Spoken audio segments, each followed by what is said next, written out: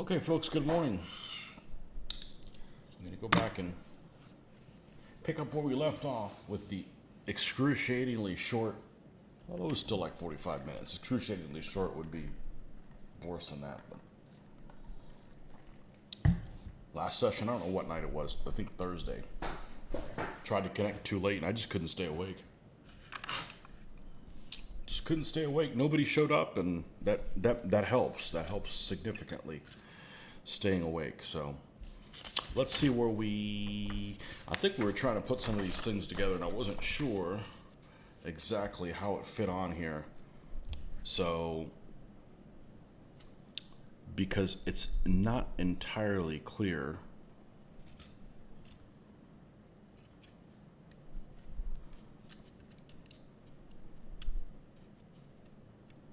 You know, the interior, I just feel like it just doesn't even fit like it's supposed to. So I'd like to avoid putting the interior on there, if at all possible. But I need to see where the opening is to see if it even shows up. Because if it is visible, then we'll need to put it in there somehow. So let's build the other way out. We're going to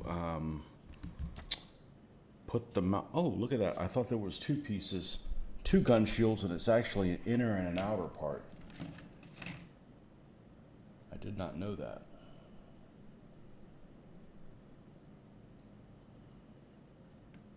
All right. Now to find the gun shield.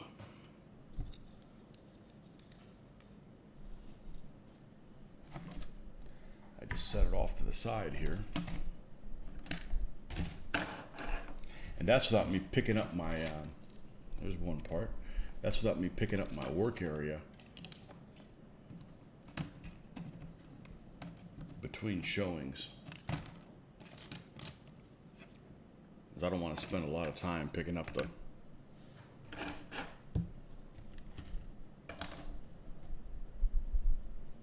well, there's one.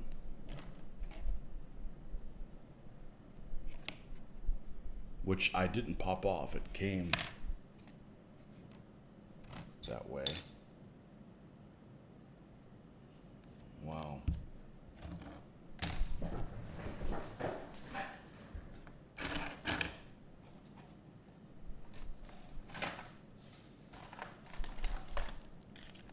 Here it is.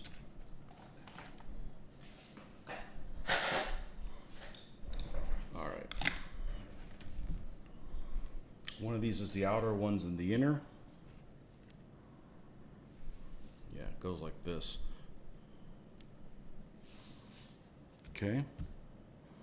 And then we need a couple small parts which are on the H sprue, and that is the F. This is the H.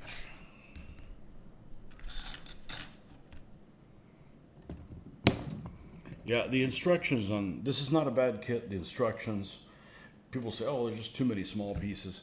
That's actually not the problem. The problem is the instructions are vague. That's the real problem with this thing. And you don't want to glue something and then find out later, oh, they meant over here, not over here. And then we got a problem. So I'm definitely following the tune, my own tune, to try to get around things so we don't put things in the wrong place. I tried putting these little parts that seal up the top here, but it doesn't. I'm not convinced how they fit, how they're shown on there. So there's been many instances of them showing you one thing and they actually meant something different. So that's, I think, what makes this not a beginner model. Did I have it on me? Well, I didn't know I was going to play Seek and Find all this morning. Well, the floor is completely clean because it's vacuum, but I'm not going to spend a whole lot of time looking for that. Wow, I can just disconnect and do something else if it's going to be this difficult. Okay, well, we'll look for that later. We won't put that piece on. Little box back there. Okay, I'm going to put a circle around it. We'll look for it later when there's some more daylight in here. And 13.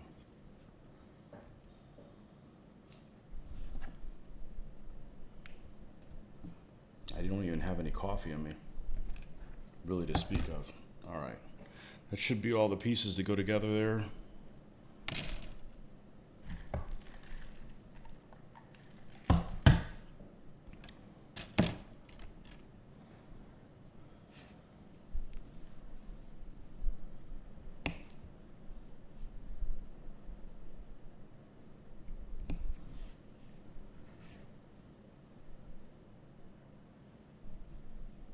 Fan is almost too high.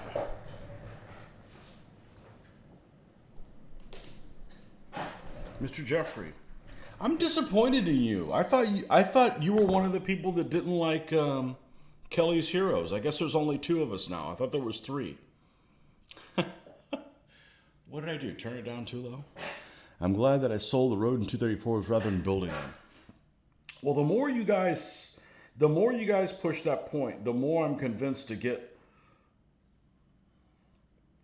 build more of these things. Now, the reason I got these were because they were $8 a piece, and I could use my credit on them. It's not that I went out and seek kits that suck or ones that are subpar. It's like I needed to use my credit.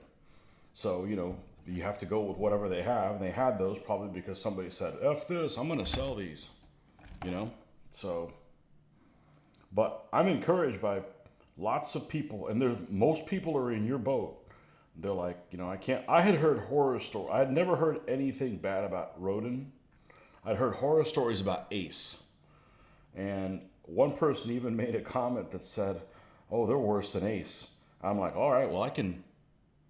And one of the things I always heard bad about Ace was that the fit on them was bad. The fit on this isn't bad at all.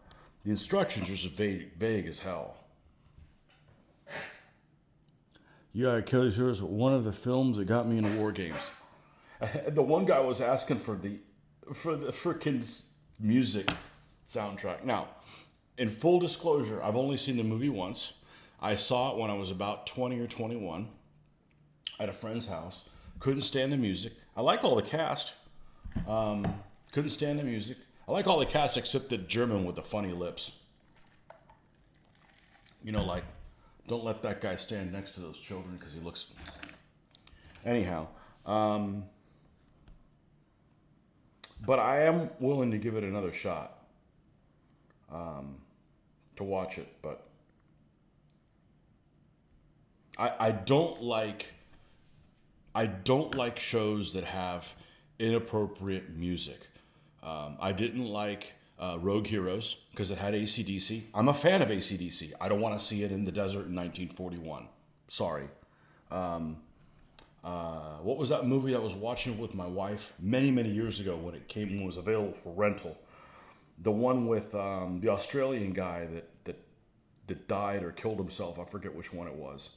The one where he's a knight. Again, it had Queen. Why is there Queen in the Middle Ages? It's just inappropriate, and it distracts me significantly. Don't say bad things about Ace. I have 2 of their Panzer nests to build. Oh, I'm just what I've heard. I've heard that they're horrible. Send them my way. I'll build them. But I've heard is that the fit on them is bad. But who knows? I think try it. Don't trust other people's opinions. This thing fits together really, really well. The problem is you have a drawing like this and it'll say, and they actually mean over here, but they just point kind of to the center part of it. Like, dude, man, you got to do better for that. And there's no little markings of where you can tell where the holes are, where they go. So because of that, I think that I actually don't have a problem with the suspension. I mean, yeah, it's finicky, but it goes together really well.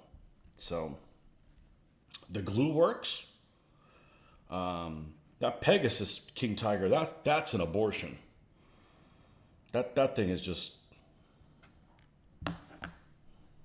That is just shameful. It's shameful how bad that thing is. for a modern kit.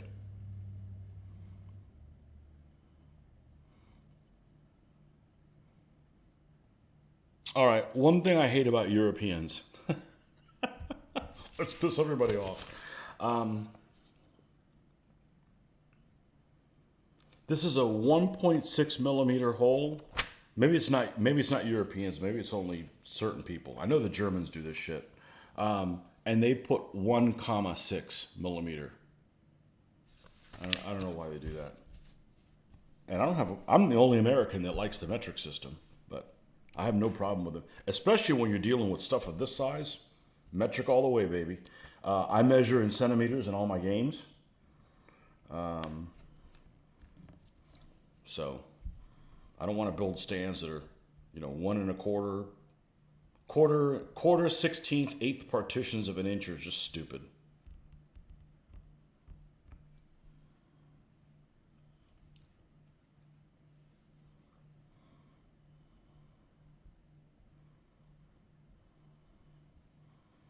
But I had never had a model before that the glue wouldn't work on. That like it wouldn't melt properly. I'd never seen that before.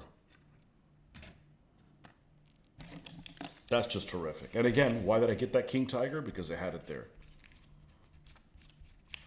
It's free, the way I like to look at it. Yeah, I did the labor of putting everything together and mailing it and telling them and then waiting around for the price quote and stuff like that. That's really the only effort that I did.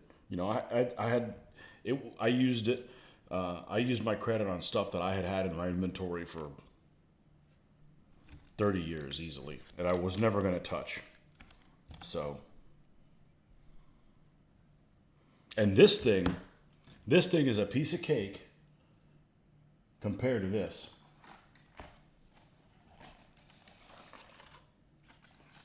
Compared to this little bastard. This UMMT, yeah, this is, and this isn't bad either, but man, this is finicky as shit. And we'll still build those, but because now I'm like to the point where it's like, okay, you don't think I can build you, huh? Screw you, you're getting built.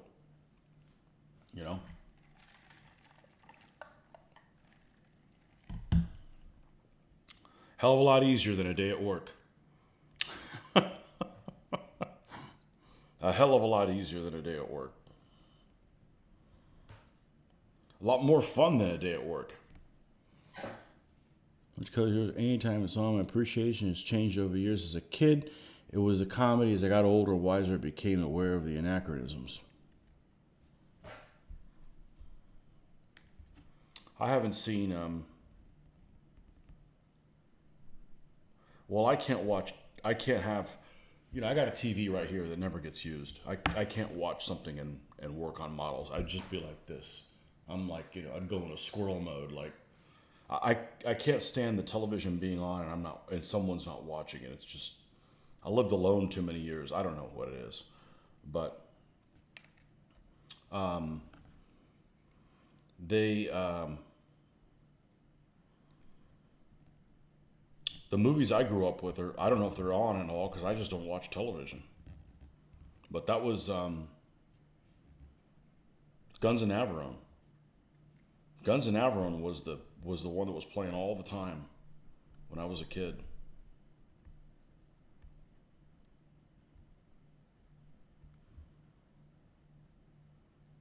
And the Battle of the Bulge one, that everybody likes to rip on. Yeah, it's got a lot of errors, but whatever,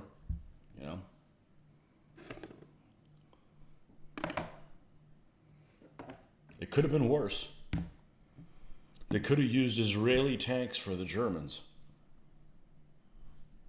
That's just shameful.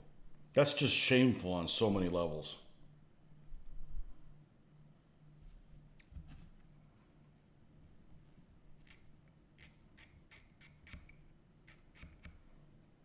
The one I really liked, and I only saw it a couple times as a kid, and edited because it's got a BJ scene in there, or a rape scene, depending on how you want to look at it. Maybe it's both. Was a Cross of Iron. And I was always into the Eastern Front, so, there you go. And people say, oh man, it even has the accurate tanks. I said, well, maybe if it was set a year later, it would have the accurate tanks, but T-34-85s went around in late 43. Mr. Barnes, welcome. Welcome, welcome. Hopefully we won't fall asleep like we did the other night.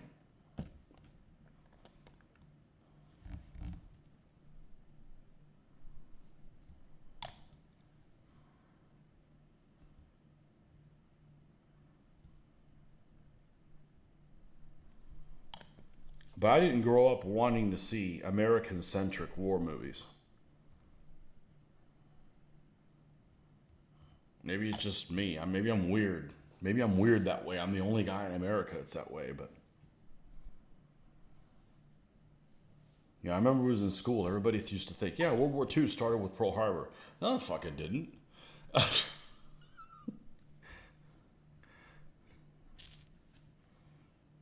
And I was never into the Pacific stuff, so...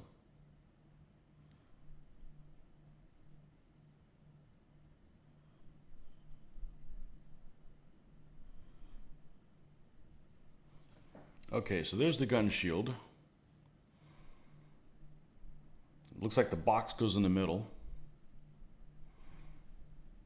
The piece that's on the floor here somewhere. Okay, 16H is down here. I try to trim this thing. That's the problem with these little pieces, is there's just nowhere to grab these bastards from while you're trimming them.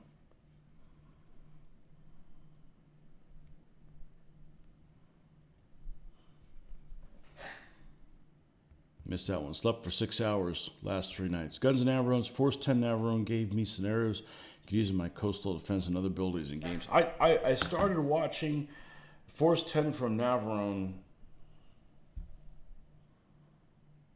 for the second time. I think I've seen it all the way through as a kid. I may not have. I started watching it again about a year ago and got about a third of the way through the movie and just lost interest.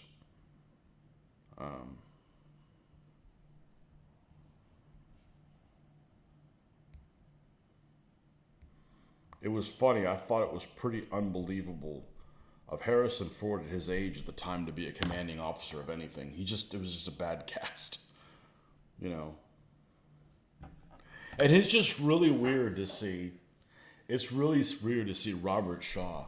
Having seen Battle of the Bulge so many times, it's really hard for me to see Robert Shaw as anything other than a German tank commander.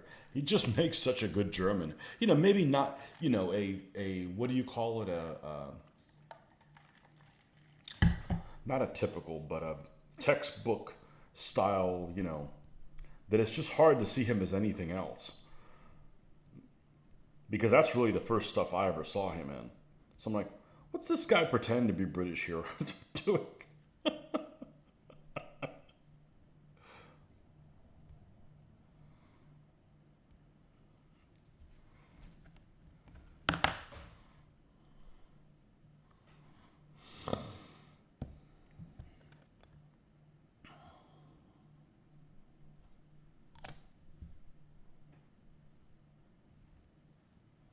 All right, where'd I move my tweezers to?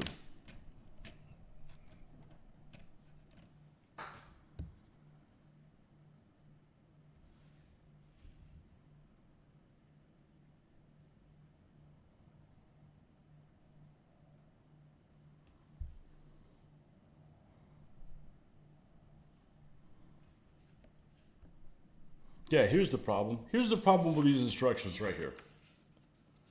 Actually, this is the problem with Rodin. You look at this right here. I need to put my glasses on. I'm not gonna be able to see what I'm showing you.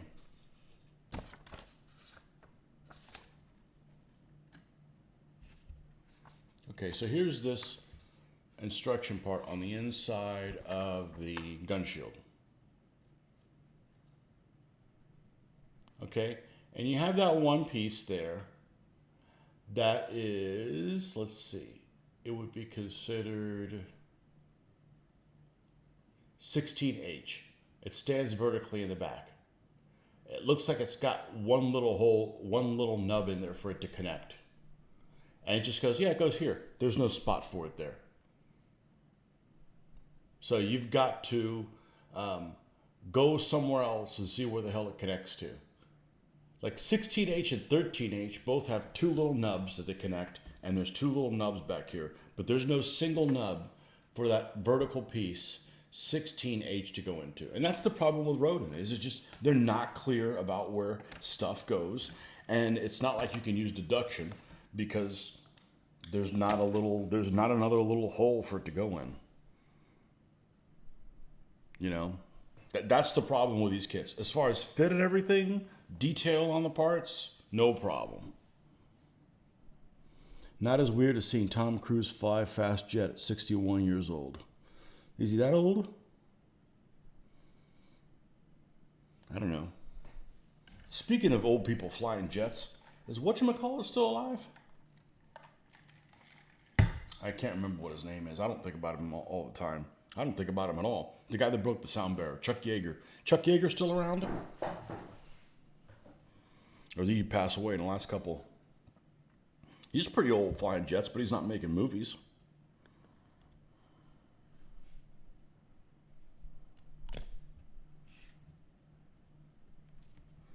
I was thinking about you folks across the pond yesterday. I was behind day before yesterday when I got my hair cut. Yeah, day before yesterday. I was stuck behind a Land Rover Defender. I don't know what year it was. Cool looking vehicle. It's got a lot of like plastic cladding on it and stuff like that. Looks kind of industrial. I know they're super expensive. Way out of my price range. And that's the Normans buy those. Buy a $100,000 vehicle. That's just ridiculous. That's mortgage money. And I was thinking, you know,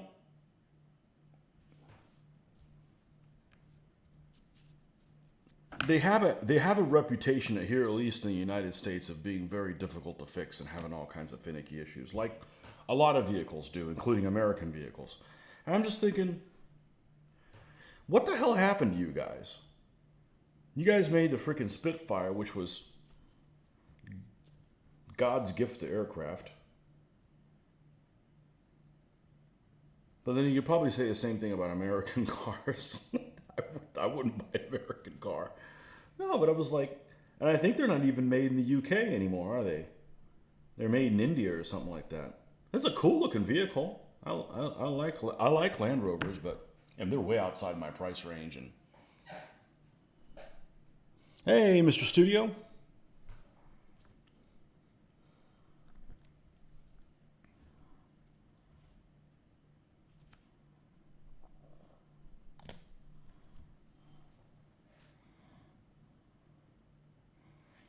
I'm going to leave that be, and we'll come up and find that one piece later. We don't know where this one goes. There's not a little nub for it. Maybe there's another drawing of this from the back. I'm not worried about it. Wherever it is that it can go, it'll be able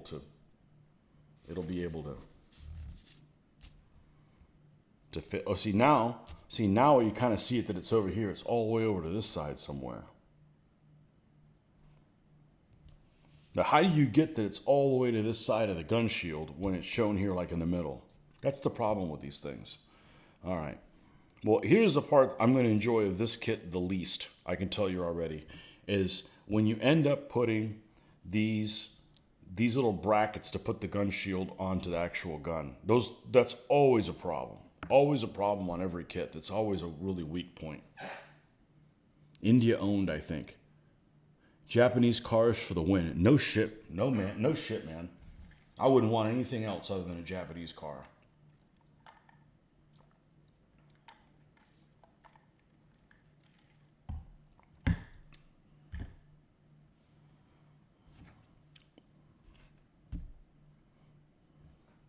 And not every Japanese car. Just the ones I like. Just happens to be Japanese cars, but no kidding. It's a shame. I mean, the best cars in the world should have been made by the people that won the Second World War. Didn't happen.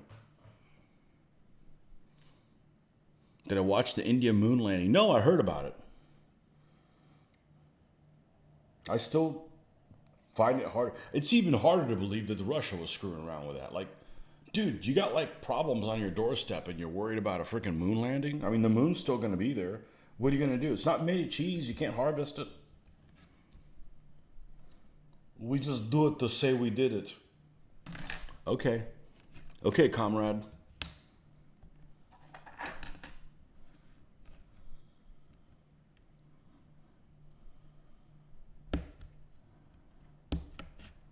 Yeah, I also heard about that guy's plane supposedly blowing up. I wonder what the real story on stuff like that is, you know? Like, all right. Like, why did he even start that thing to begin with? Why did he start a rebellion that he couldn't win and then give up on it and then surrender himself? Then, you know, there's got to be more to the story than that. It's got to be like, all right, how about you pretend to surrender and then we pretend to blow you up and then you live life, under the radar. You know, that makes sense. But, I don't know, keep those problems way over there.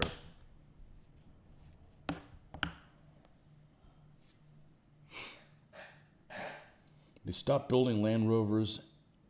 INEOS build the Grenadier, which is a similar design. Well, that's a good name. Unless they call it Grenadier. There's a wave runner, jet ski, but more. Jet ski apparently was only the little one that they had like in the 80s that you could stand up or sit on your knees or lay on your knees. I can't imagine getting on one of those things and being on your knees I don't do really well on my knees. When you get to be a certain age or you get to be out of a certain shape, being on your knees is no fun. But anyways, the bigger one that you sit down in is called a bombardier. And no, it's a bombardier. Okay.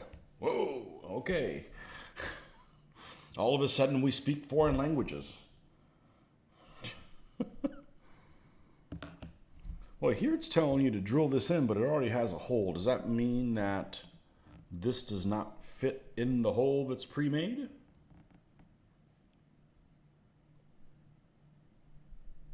Yes, it needs to be enlargificated a little bit.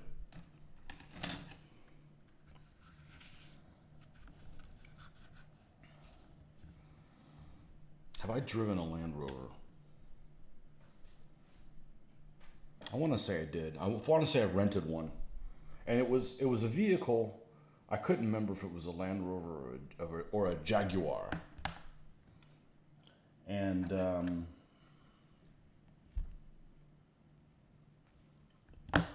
it looked like shit on the outside. It was just weird styling. But it was great on the inside.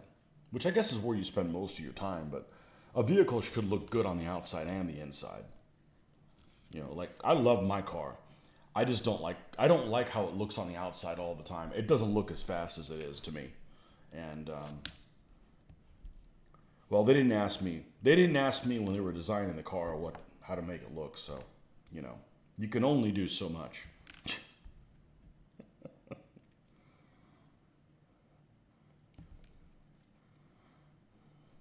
But then there's cars that look fast and aren't. So. And then again, it depends on what your definition of fast is. I'm definitely not a U.S. muscle car kind of person where it's, if you put, it's great if you're going straight ahead, but if you put one little turn, it doesn't hold the turn. I'm all about handling. So. Is that a euphemism for work? Oh, I don't know. That was so long ago. I don't know what we were saying.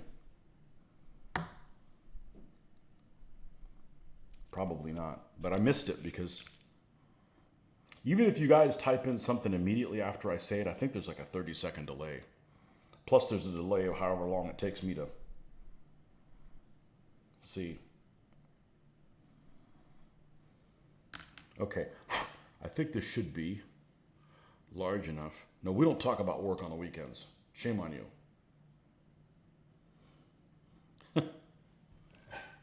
Being on your knees, there you go. It's a euphemism for a lot of things.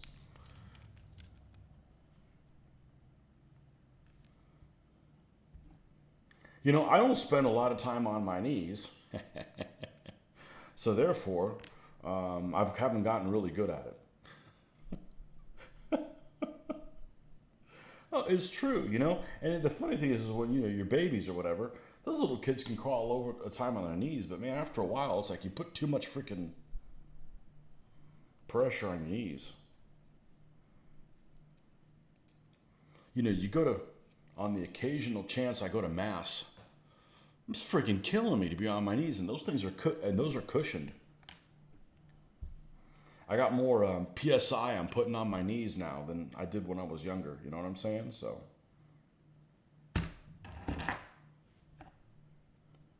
and I'm still a gamer size medium.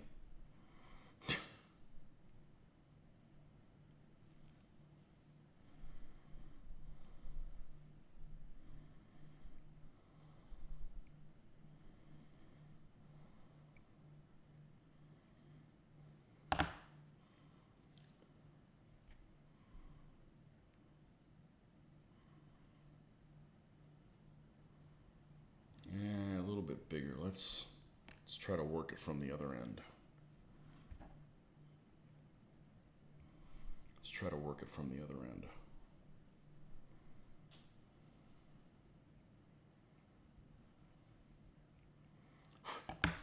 You guys don't make any cars in the UK, do you? Any UK brand cars. We're not talking about Aston Martin. Only Normans can afford that kind of stuff, right? Bentleys, that's not a real vehicle. Just like, oh, well, we build Corvettes. Corvette's not a real vehicle. Most people go out and drive, have something like that. Even something like a Cadillac's not a real vehicle. I know somebody who's got a Cadillac, and I'm like, I'm never going to be old enough to have a Cadillac. I'm like young at heart. I'm like, I want a stick shift car with a wing on it.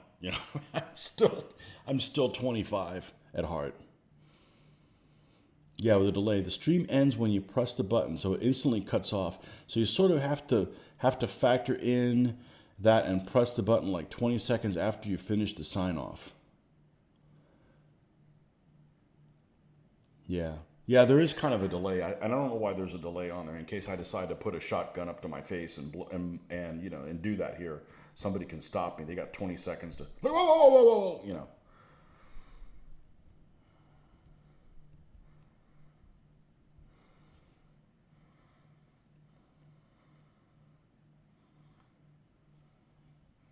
In case somebody goes on a cussing tirade, well, I wouldn't care. Everybody here is well behaved. I think most people are well behaved. I don't know. I still get stuff from Reddit, and there's some dumbasses on Reddit. There's some real stupid people on there. And I don't comment on there. I don't even know why I'm even on there, but I'll get emails. Hey, this is I swear it's a bunch of millennials asking a bunch of dumb questions. I'm like, where the hell are these people from? You can't figure out common sense stuff. Okay, this fits on there just fine. Now we do the dreaded part. I'm really not looking forward to this. And in all fairness, it's something that I don't look forward to all the time on every one of these type of models.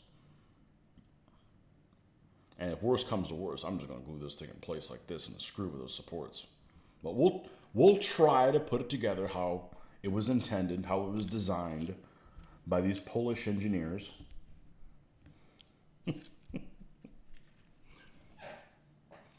Putting reparations claim against the Normans.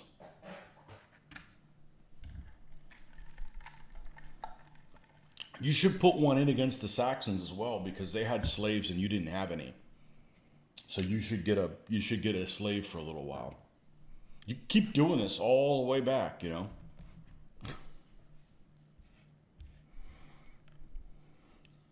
Pick your favorite denomination and go after them.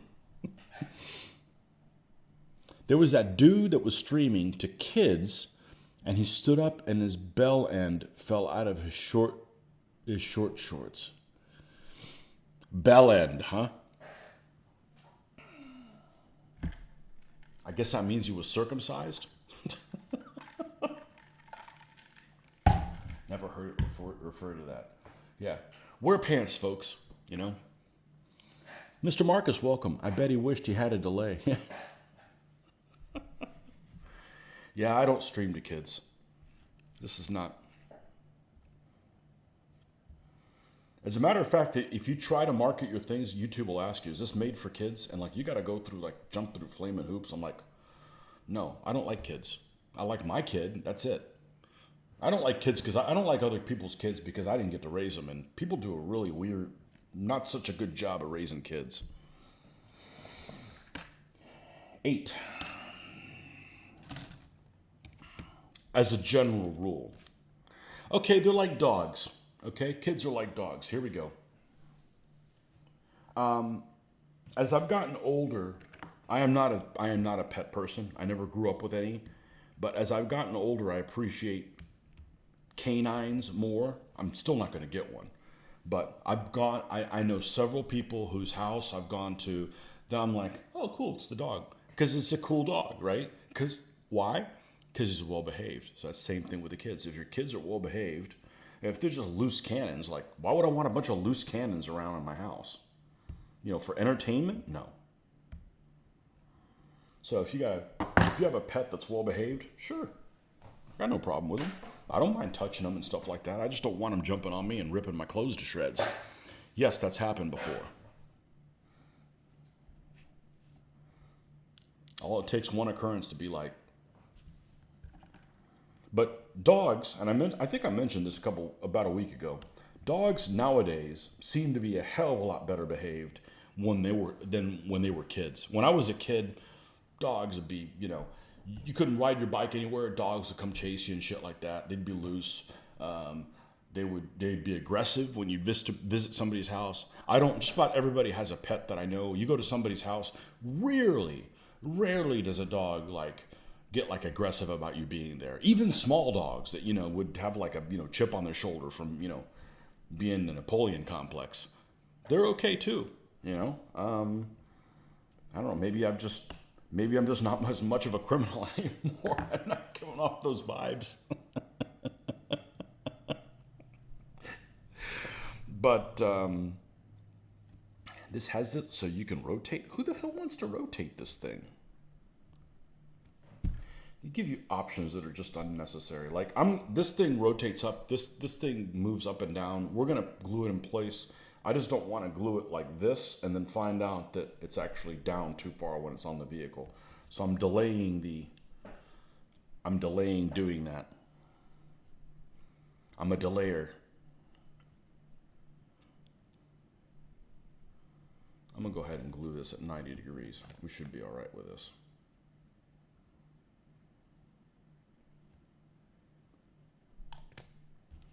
Marcus, is your dog well behaved? Would we get along? I'm actually fine with him coming and licking you. I mean, it's not my favorite thing. I don't mind him sniffing you and stuff. But, jumping on you when you don't want to be jumped on and you're not riling the dog up, unacceptable. And that doesn't happen very often. It used to. I don't know, maybe people are just, you know what it is? I think people are taking better care of their dogs and worse care of their children. They're definitely taking worse care of their children. A lot of people are.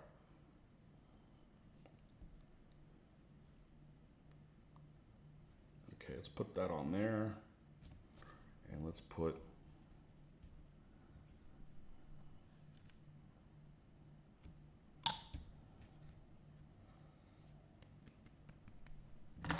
¿dónde está? Right here.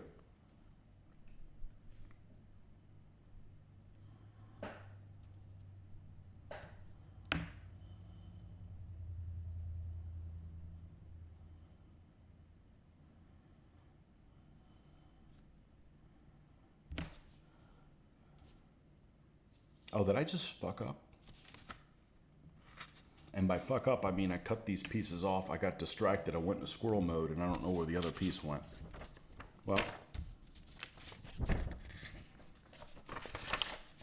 that just make my decision for me. I'll just glue it without these little supports because I didn't think these supports are going to work to begin with. Here's one of them. That's the problem is I get excited. And I don't discourage me. I just go like, man, there's some people that are really screwing up if I'm doing this. I don't know how two supports are going to glue this thing into place. Especially when they go all the way down here to some random location here.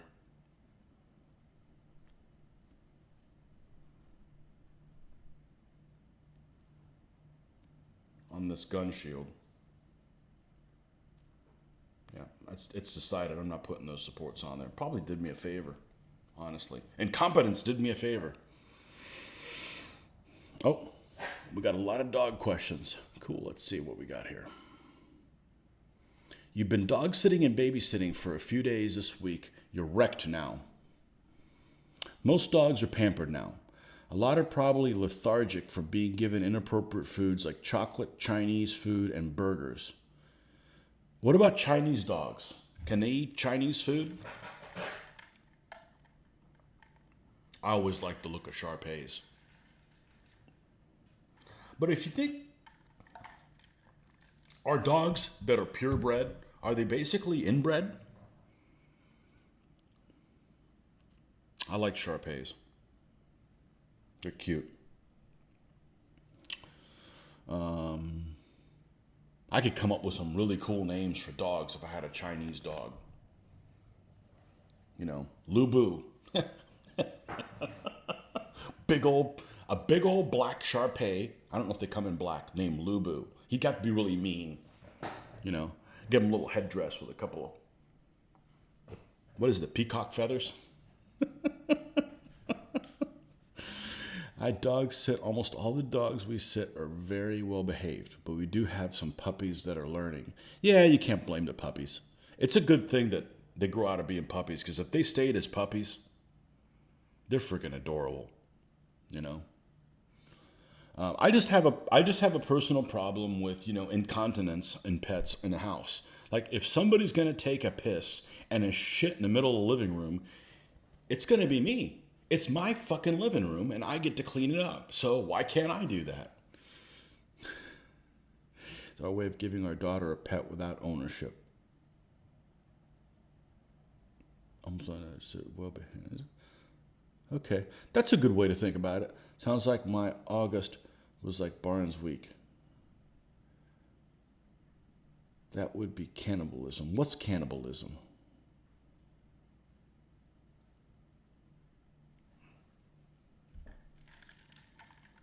Oh, giving Chinese food to... Chinese don't eat dogs. That's the Koreans. Get it right. I know, it's not... It's the exception to the rule, but it's, you know... It's the generalization. Just like all people of my denomination are all loud.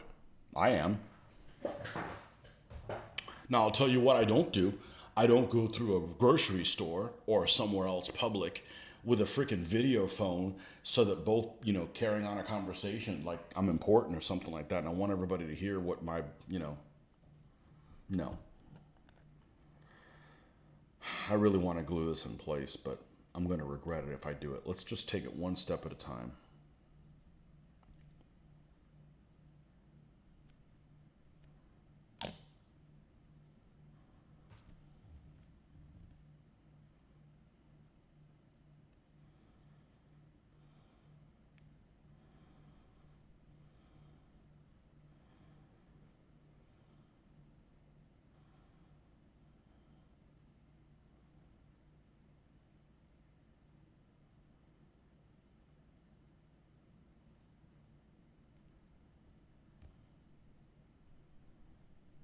There's absolutely zero reason to use that stupid little support. And I knew it. So being incompetent actually helped me out, you know, by losing the other one. Well, it can't go any further this way. And the gun sight lines up with the hole perfectly. That's where it needs to be. Yeah. These aren't bad kits. You just have to follow your own tune. All right, let's grip this strongly.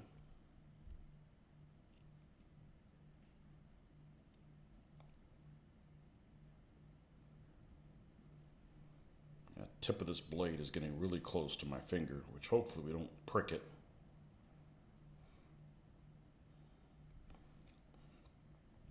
But I'm not a hemophiliac, so we should be okay.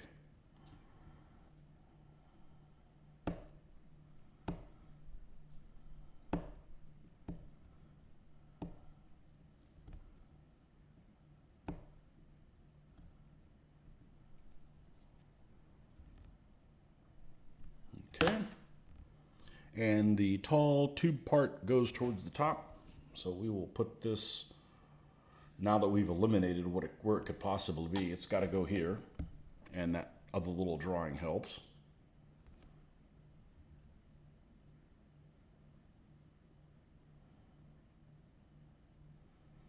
The problem with having a Chinese dog named Lu Bu is nobody would get it. Nobody would understand except Marcus and I. Saw a hilarious skit from Sanford and Son. Boy, I got a coworker who's black. I don't like saying African American. Just like I don't consider myself Cuban American. We're just all American. And I'm thinking, man, I told him the other day, I said, we need to sit down and watch reruns of that and just fucking laugh, you know, because it's just, I bet there's some funny stuff on there. But I haven't seen it I haven't seen it since probably the early 80s or whatever. I was a kid. Let's see. Let's skip Sanford and Son, where a red fox goes to a Hispanic restaurant. Proper ethnic humor you do enjoy. I love ethnic humor. That is, I'm sorry. That's what I find funny. I don't hold anything of it against it. There's generalizations that, yes, are generalized. There's exceptions to the rule. It doesn't mean you think you're better than I just don't think ethnic humor is racist. Racist to me is when you think that another race sucks, or you want to hold them down, or you want to do stuff to keep them down. Not just finding our ethnic diversity and generalizing and making fun of it, because every race has it, or it really even shouldn't be called. I had this conversation with a guy from work. I don't know, maybe I had it on here too. That race is just such a wrong term. It should be, we're just different tribes. Race is like you're playing that freaking Baldur's Gate, and there's like, okay, there's race of dragonkin or what, if we're all humans, we just tan differently and we have different mothers. And anyways, nobody asked me how it should be put forward, but that's the kind of humor I like. I grew up with that kind of stuff. That's hilarious. I was a big fan of Carlos Mencia because he did a lot of the Latin stereotypes, and they're spot on. And I don't think they're offensive. And I went to saw him do his stand-up earlier this year, and he toned a lot of that down, and it was kind of sad because that's what I liked about him, But people now have some skin that's way too thin. Way too thin. Okay, so we got that. That's done. So where does this little guy tie into the top?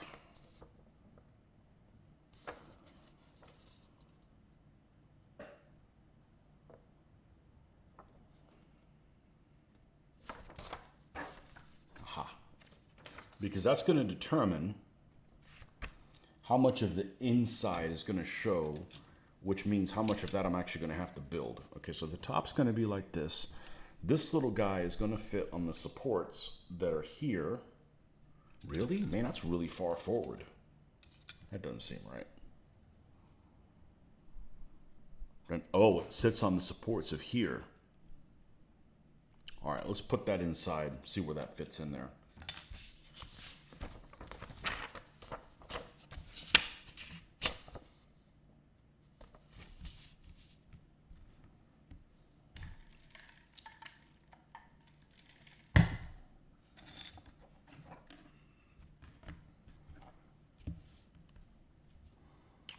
Okay, 1F, which is these two pieces, which have some nice riveting on them.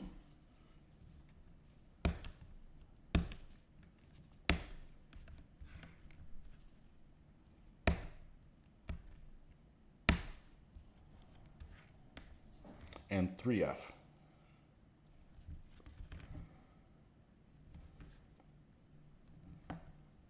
This one we will use the Les Nip.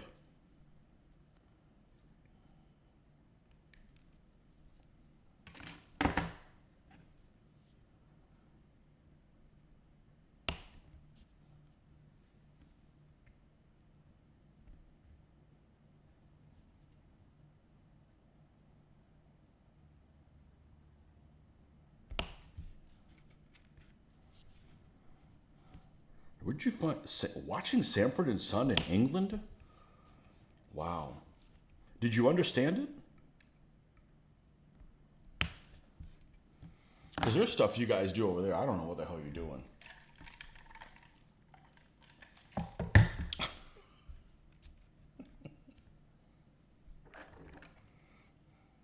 I can't understand the colloquialisms. I understand the British humor, and I actually like it, you know, but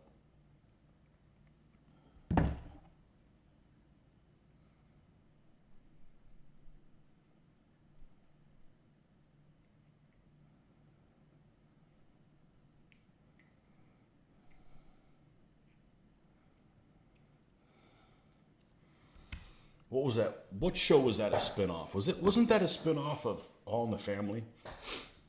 Which I never watched. That was before my time. I know my dad would always comment that he hated that show. But I did watch the 80s equivalent of All in the Family, which was Married with Children. I need to go back and just watch that in order. That is a funny freaking show.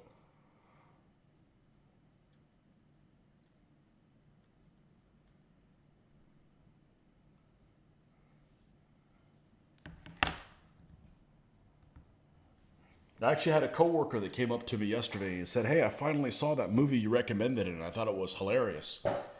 I'm like, "Really? So there's somebody other than myself, than Mitch and myself, that enjoyed the movie?"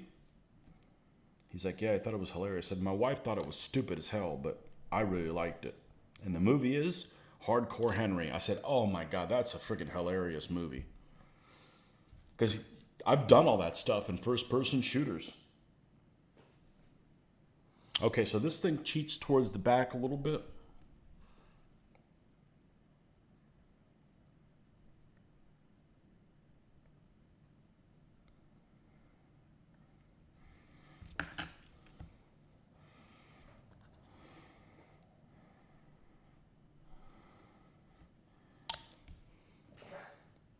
Was on YouTube. Well, Sanford and Son in the US was a remake of the UK version. Interesting, or vice versa. Plus, my mom's American, so I spent plenty of time around Yankees.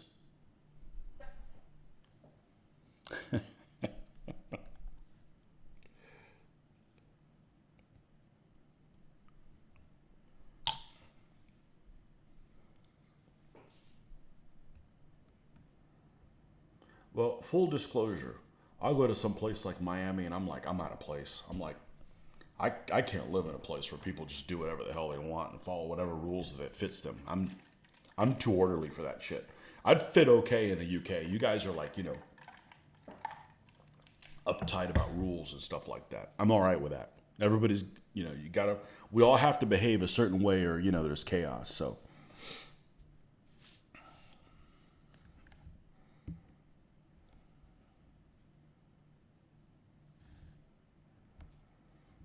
I think this goes on the end here.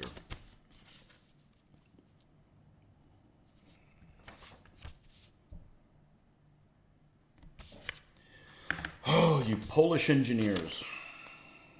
Here, you got to go to this drawing to see that it's about where it is. And it's funny because it has all these little rivets and they didn't knock one rivet out or something like that. So you could tell clearly where it goes.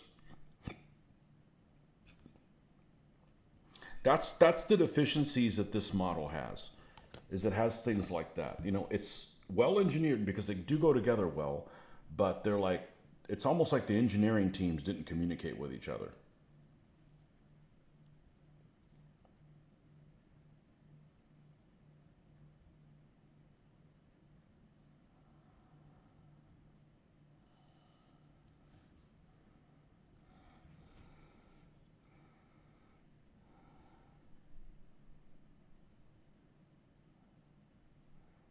Now, if you do happen to see the interior still, then I'm going to cut part of this and put it up here. I don't have to put the whole strip. It doesn't fit in there worth a damn anyways. Let's see if we can get away with not having to put it though. I'm pretty sure you don't have to. It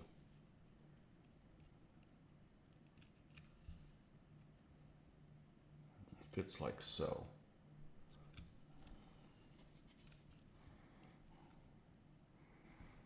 Maybe it does, but we will just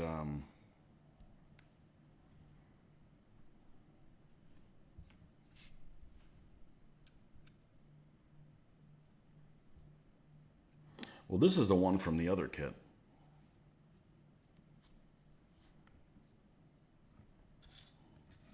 We'll build it and put it in there. We'll build it and put it in there. Same thing in Japan. What's the same thing in Japan? Man, I'm missing everything because I just don't check on it fast enough.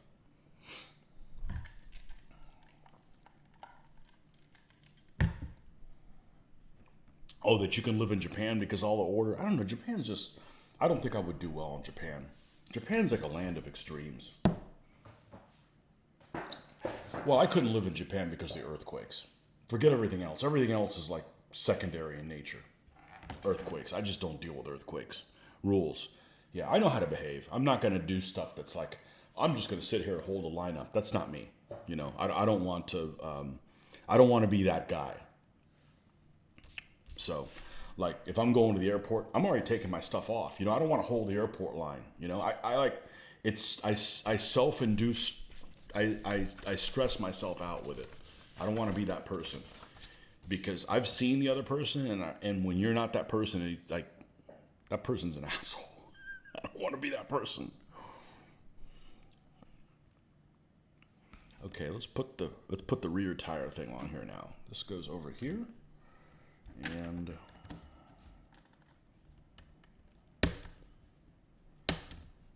yeah, I don't know how people deal with earthquakes. Probably the same way people don't understand how I can deal with alligators. Well, there aren't any. They're not anywhere you need to go.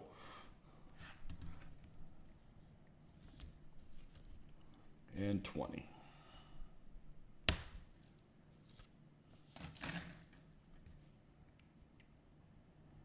I'm not getting stuffed in a Subway.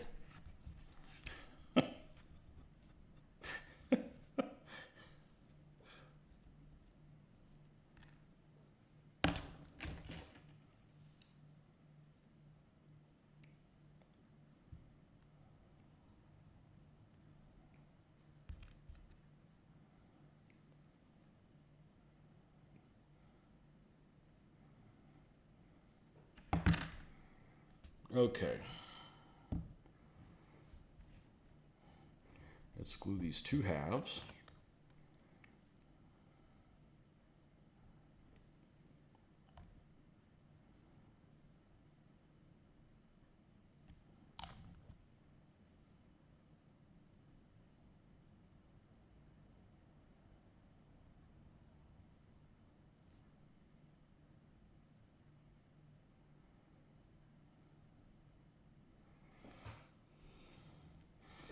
I would like for one day to go to a country where I don't speak the language. Although I don't know if I ever want to go to a country where I can't read the signs. That's a little extreme.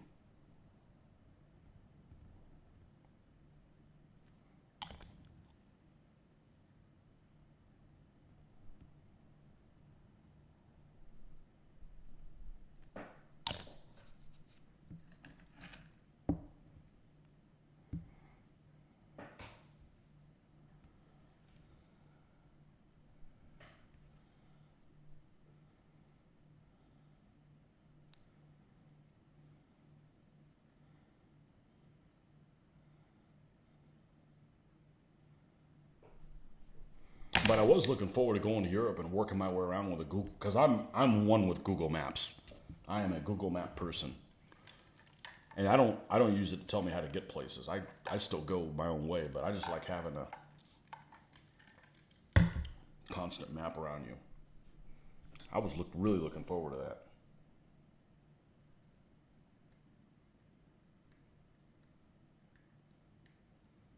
Look on a, oh, what's that over there? Oh, let's go over there, you know?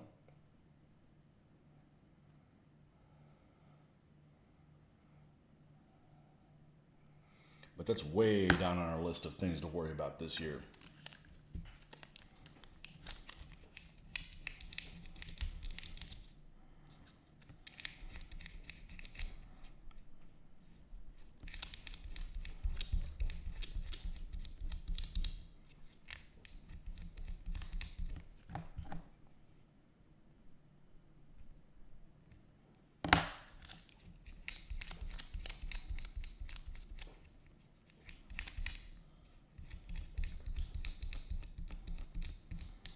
Of course, we still haven't gotten that global entry thing. I think it takes a long time to get it. We signed up for it, and it takes a long time to get there. I think the one that's really difficult is getting back into this country, although I've never had a problem with it. I'm just waiting. I'm just waiting for somebody whose salary I pay to have a freaking attitude with me. Who's somebody whose salary I pay who has a shittier criminal record than I do. Keep me from doing shit. Yeah, I got a chip on my shoulder about that shit because I'm an upstanding citizen. Look, when I went to the Pentagon, I'm like, you're like checking my background. Like, my background's better than you, Mr. Checker.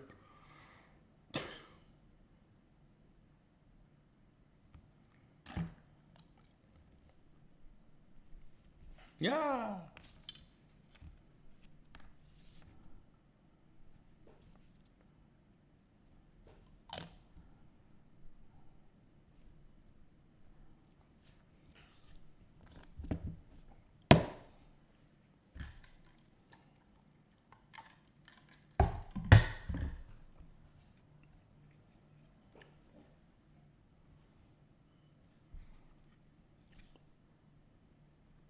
Okay, and this little guy goes like this. Perfect. And if I remember correctly, there are parts of this that touch for support.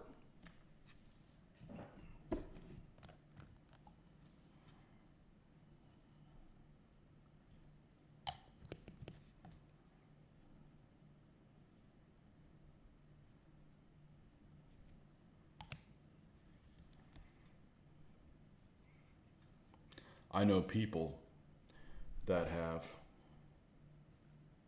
traveled abroad, and when they tried to get back into this country, they had issues getting in. And the reason they said they had issues getting in, these are American citizens that are born in America. When they had issues getting in, they said, "Oh, well, the problem is your name. You need to change your name." I would no, I would say I would love. No, I would not love because this would irritate me. But I was gonna say is I would love for somebody to freaking have the balls to tell me that.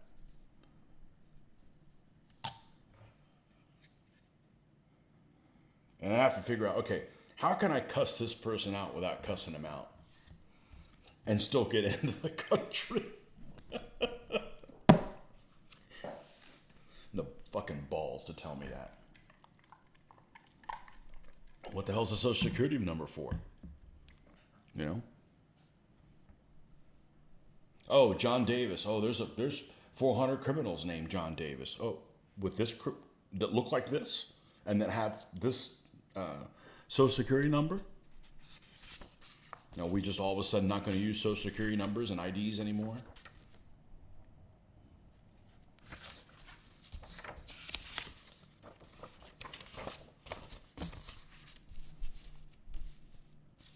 Okay, that's together.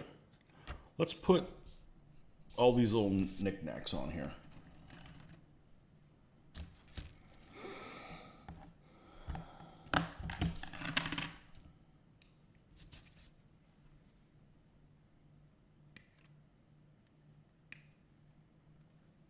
Now, I personally have had no problem getting back into the country.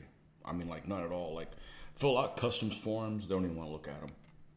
Well, first of all, I'm not like bringing anything weird or a mass amount of anything. No.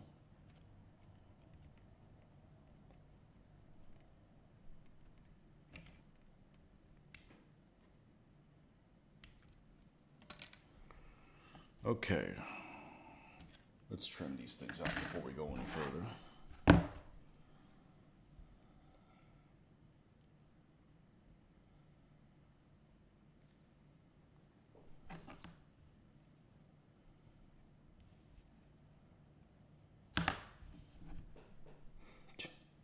You need to change your name. Makes you want to go back in time, build a time machine, and give that guy's mother an abortion. There, solved, come back. Oh, look, it's somebody else who has some manners.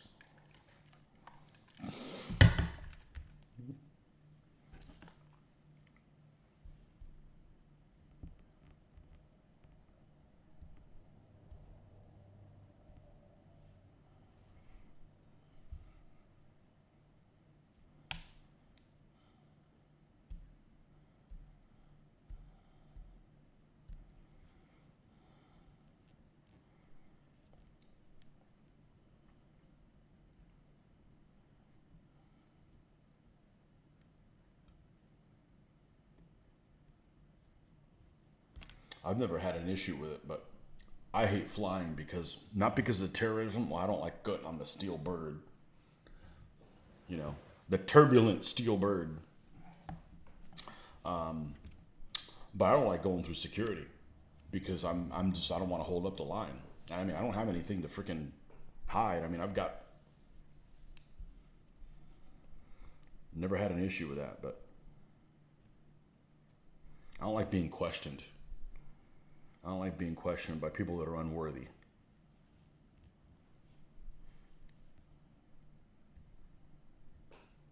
Like, I'm not doing anything wrong. I shouldn't be questioned.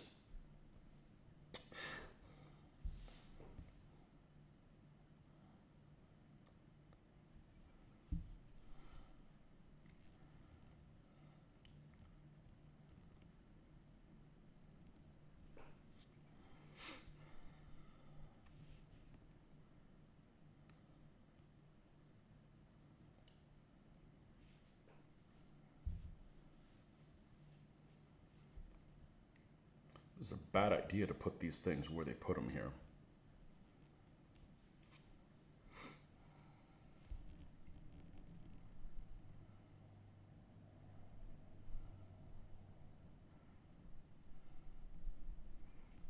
If I was going to misbehave, I wouldn't have waited till I was in my 50s.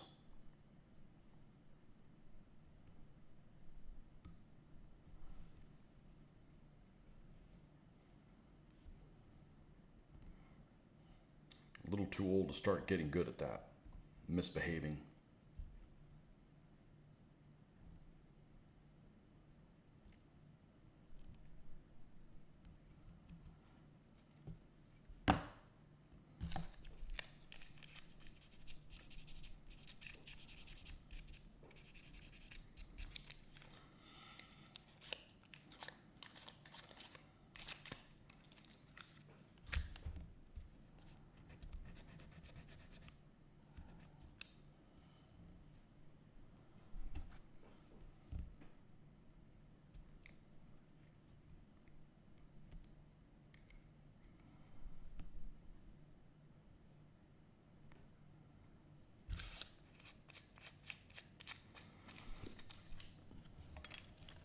Okay, that one's good. Uh-oh.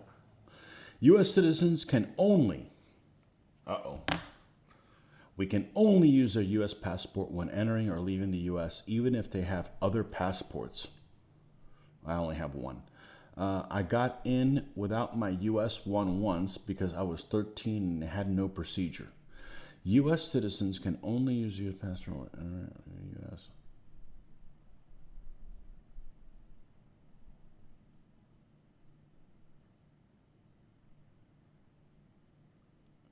Like, they couldn't fly me back because they wouldn't let me through immigration. So rather than live life at the airport, oh yeah, it sounds like fun. They waved me through and gave me a stern talking to. The 13-year-old, that's going to make a difference. Who's not even responsible for getting their own passport. So if you have dual citizenship and you want to come to the U.S., you better have your U.S. one. Well, I don't have a problem. I don't have dual citizenship. I have no interest in. I don't have any interest in voting twice in another country. vote over there, and I don't follow politics here. Why would I want to follow it somewhere else?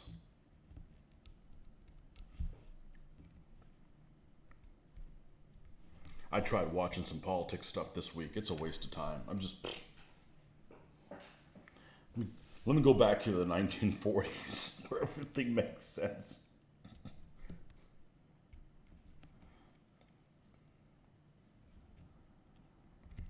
Yeah. I don't know what advantage it would be to have another passport of another country. I don't want to live in another country. I mean, if this one goes down, all the other ones go down too. It'd be cool to live somewhere like Switzerland, you know. Although I'm not that big a fan of blondes, but a little bit too far away from salt water for my taste.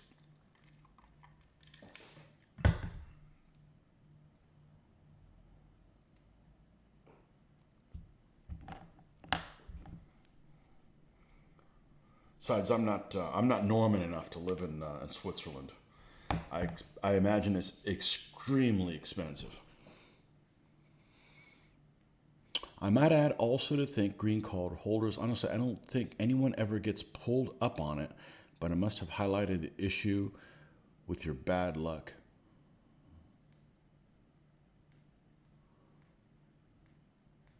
You don't have an American accent, though.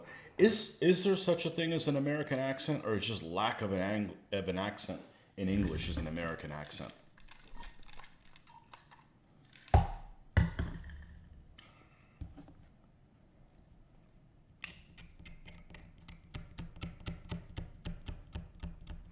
I think it'd be cool for me to go to. Well, I can't do it now because I work for a living, but spend like a year in the UK, and then I come back here. And what kind of an accent I'll get an accent because I pick things up.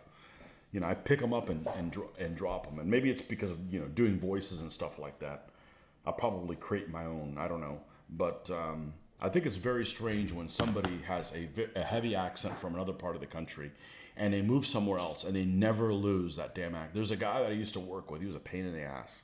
He was a major pain in the ass, and he had like a New York accent, which of course is not endearing to anybody. Nobody in the South likes anybody right off the bat with a New York accent because it comes with a New York chip on their shoulder. And he moved from up there probably in his 30s. So he'd been down here longer than he'd been up there. He never lost that accent ever. And not me. I would pick it up. I would pick something up. I would modify however it is that I say things to fit. It's just my wife says it all the time. Who the hell have you been around? I said, why? Oh, you're saying this now, and you never used to say that. She calls me the mighty morpher. You picked up a little bit of a New England accent. Oh, dear God. Due to spending 6 weeks in Connecticut every summer when I was a kid, but I always lost it after a few weeks of going back home in the UK. Yeah. I would do the same thing. I'd pick something else.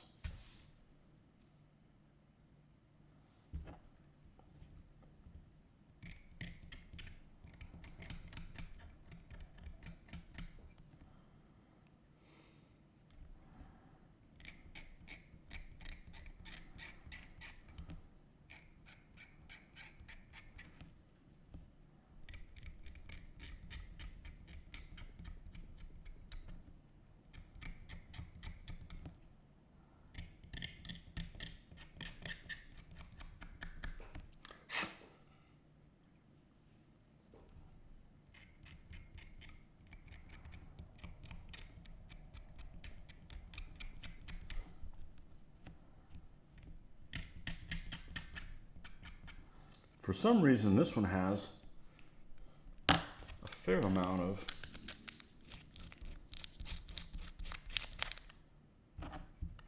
flash. A little bit, not everywhere, just in certain places.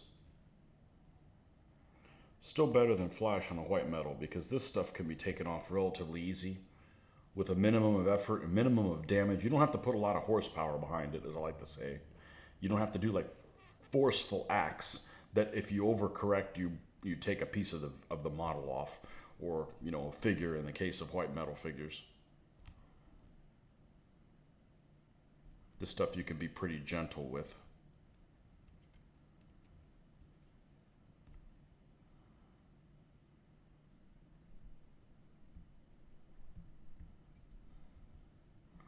So that makes a difference.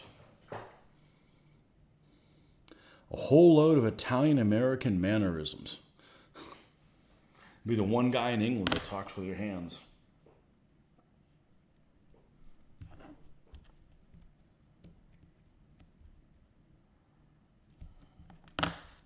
I wish I would have taken pictures of this guy. I'm never gonna let this go. And we went to New York over the winter, and we went to this Italian restaurant, and I swear nobody in there was Italian. I was like, oh yeah, they are. I'm like, they don't look Italian to me. I look more Italian than they do, but I guess my idea of what Italian is and what it really is two different things. But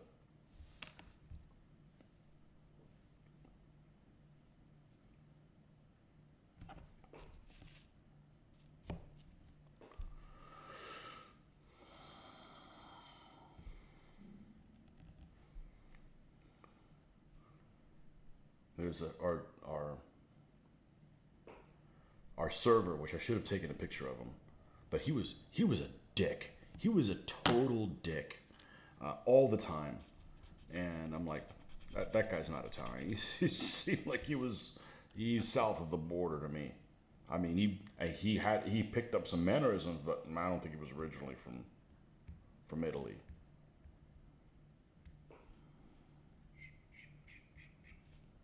But he was an asshole. I don't care where he was from. He was an asshole. Which is funny because that's probably, of my trip, that's probably the only person I encountered up there that was an asshole. And there's plenty of them, but we went in holiday season, so we outnumbered them. Nope. There was a guy that was running that ran to my wife. He was a local, some guy that, you out jogging. Like, why are you out jogging when, like, in front of the museum? We're, like, waiting for the museum to get into the Museum of Natural History. And this guy decides to jog there in a crowd. You can't jog in a crowd and not run into people. Like, go somewhere else to jog. And he just flat out ran into my wife and didn't say anything. Just moved like, you don't have to get on your knees or anything, but,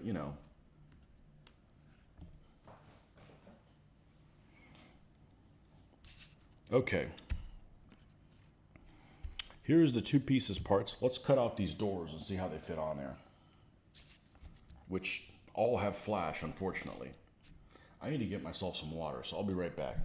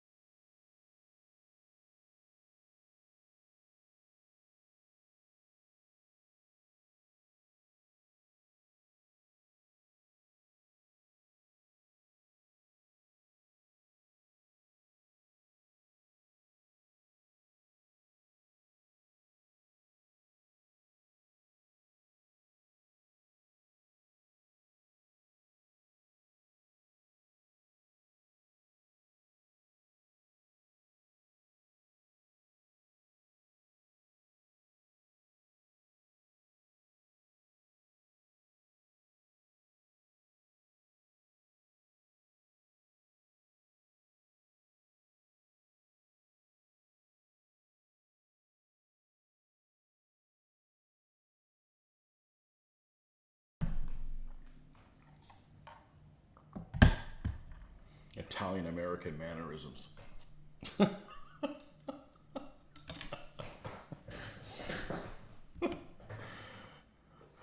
Oh, man.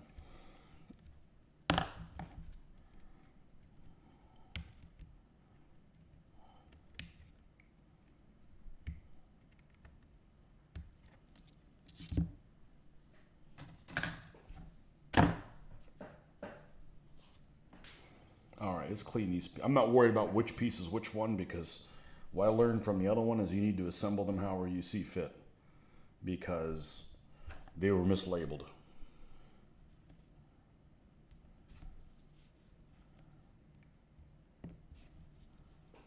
Maybe the person that put this thing together was dyslexic, because it definitely was a dyslexia type of a thing. It was like they would have the opposites wrong.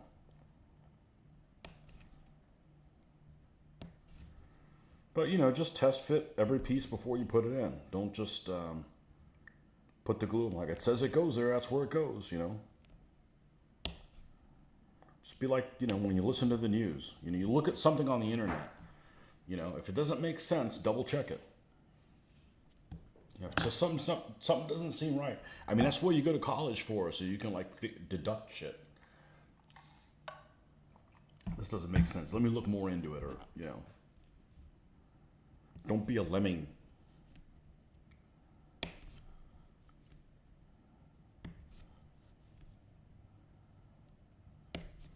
Yeah, so whenever I find that little box that's strewn around here somewhere, well, I guess one thing can't be strewn. That would be, but it's laying around here somewhere. We can put that little box there in the center there, but I do need to find that before we leave for the day. We got a showing today, and don't want that getting picked up and walking off with it. But it's one of those pieces that if it disappears, whatever, you can't really even tell that it's on there. It's the principle more than anything else. I never did find that idler wheel. I have an idler wheel from the T26. I've cleaned this whole, I don't know where the hell it went. I had put it, I went, at some point I was on a show and I took the thing over and I moved it over. It was sitting here on my cardboard, and I moved it over to the couch, and I haven't been able to find it yet. So I'm going to make a casting of it and just put another solid one on there. Nobody will know the difference. Sometimes it's nice having, well, it's not nice, but it's all right to have things go sideways, because then you can deal with problems. If everything goes your way all the time, you don't know how to deal with even the smallest bit of adversity. A bad day of modeling is still better than a good day at work. So it just doesn't pay the same though.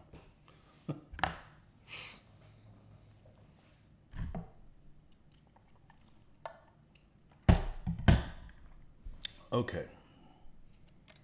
I actually survived with not having any soda. I ran out of soda, and I'm trying to keep it down to having only one a day.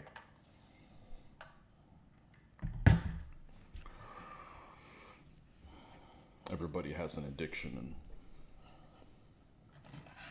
and mine's a little safer than most people's.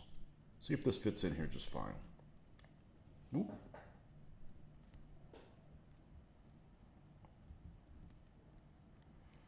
Now we gotta trim that little bit of flash off, and then we'll be good to go.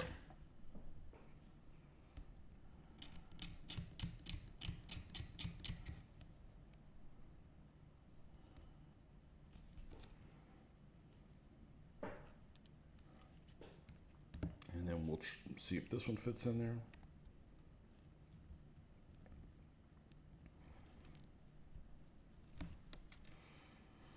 Speaking of Italians, anybody see that the series they had on Netflix? It's not a Netflix series, but it was on Netflix, called Gomorrah, and it's a mobster thing, but it's in present day. It's actually pretty good. It's pretty slow, but I thought it was pretty good. It's in present day Naples.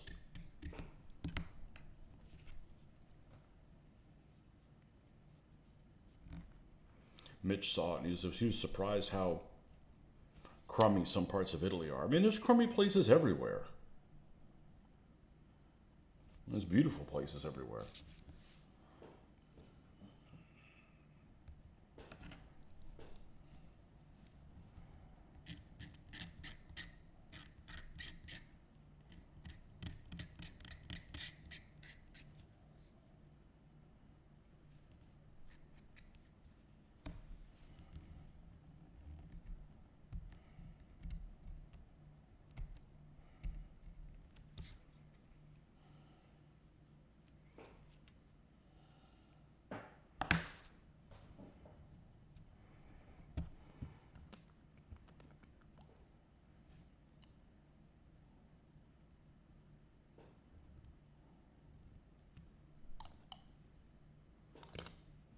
I always get Gomorrah and Romanzo Criminale confused. Both were very good from what I remember. I haven't heard of Romanzo Criminale.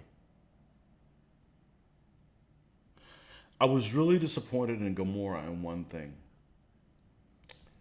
I actually love foreign movies because they automatically come with subtitles, which I put on anyways, right? Because I tend to listen to or watch complicated things. Not like Jack and Jill went up the hill. I mean, it's complicated, backstabbing kind of, shit. So, you need to pay attention.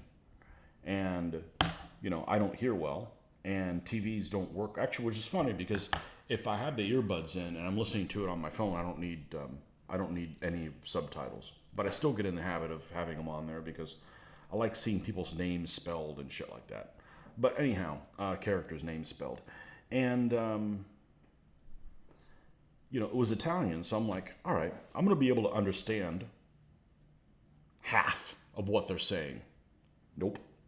Nope, because they spoke in an accent that stressed letters that I wasn't familiar with. I mentioned that to somebody. It's like, oh, that's because they're speaking this a certain dialect that that they don't speak well, and I'm like, oh well, okay. I was a little disappointed in that because I always have this idea that if I ever go to Italy, I'm just going to speak to them in Spanish because it's close enough, right? Talk with our hands, and have no problem. But because I can read the signs, kind of make sense. I mean, you kind of know what it isn't. The other language other than English and Spanish, should be easiest for me to read is Italian. And I have to fill in the gaps a little less than anything else. So, yeah, but it was a little disappointing being able to understand it. But, I've watched shows in Spanish, and I got to put on subtitles because they speak too fast, or they do have an accent I'm not familiar with, or.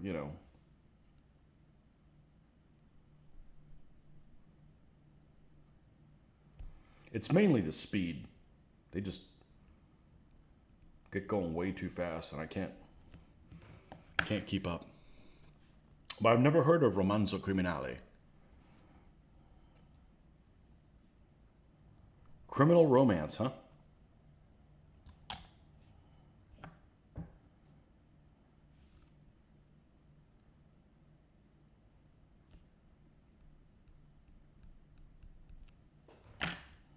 Okay. That's on. Now, because we had the experience with the other one, which is a positive experience with the fenders, I'm comfortable enough to do the fenders now, which I'm still missing one fender from the other vehicle. So at some point, one of them may actually end up not having the bottom portion of it unless it turns up. I don't know why it wouldn't turn up, but okay, let's do this one, which is at the top first. We supposedly need 17i and 14i there. So here's 17.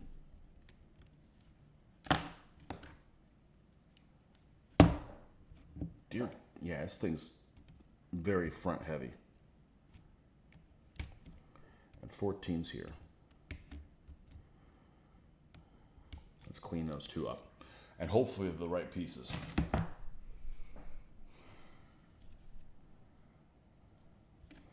Yeah, Gamora was very, very slow, but it's okay.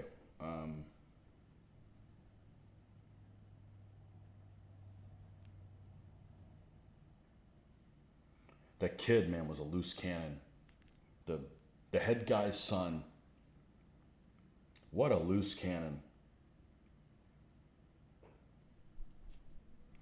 It's one of those guys, man. Even if you're doing criminal activity, you can't work for a guy. You never know who's going to just go crazy one day and take it out on you.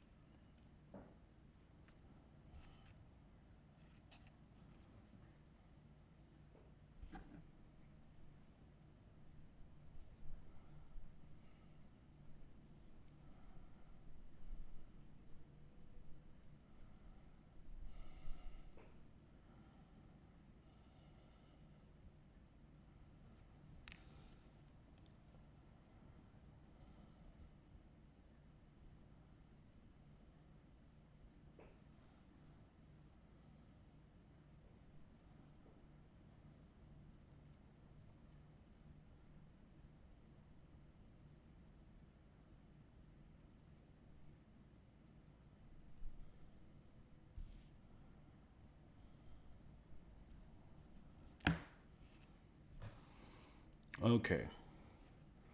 Well, I don't know which one's which now. It doesn't matter. We did a test fit. That's how we figured it out last time. Yep, that's the one that goes there. The fit on it is really stellar.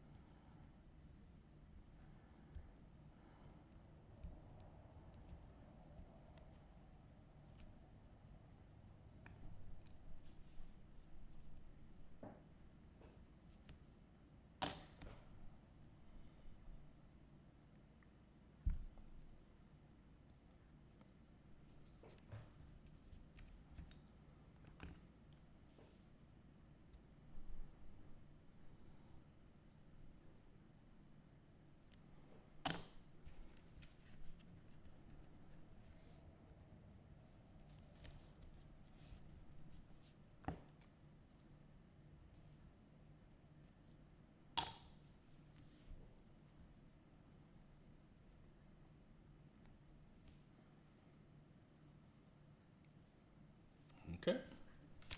And then the other two pieces will go here.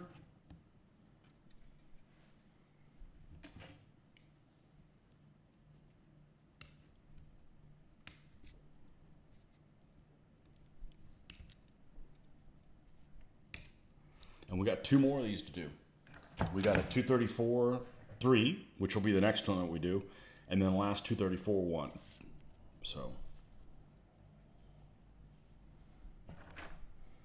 And a Puma that's already pre-built.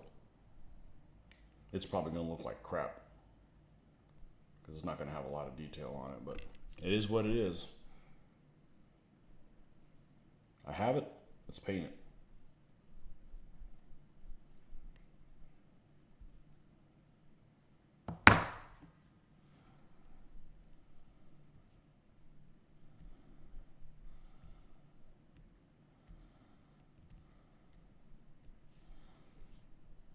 But it's really empowering to do these things that everybody like, oh, these are like, I don't want to mess with them. And I appreciate that people don't want to mess with them.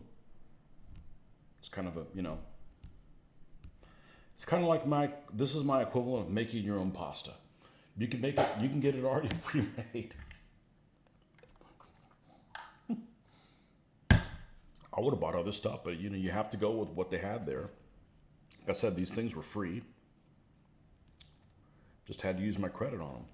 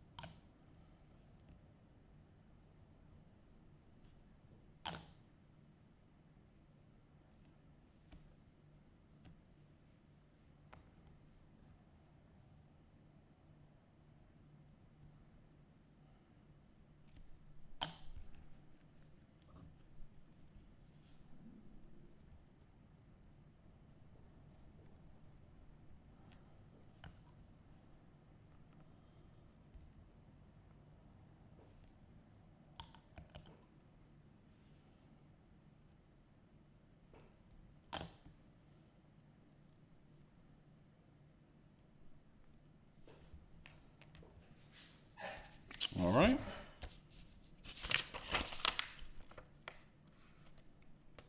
We left off the little pieces, which we will put on when the two halves are together.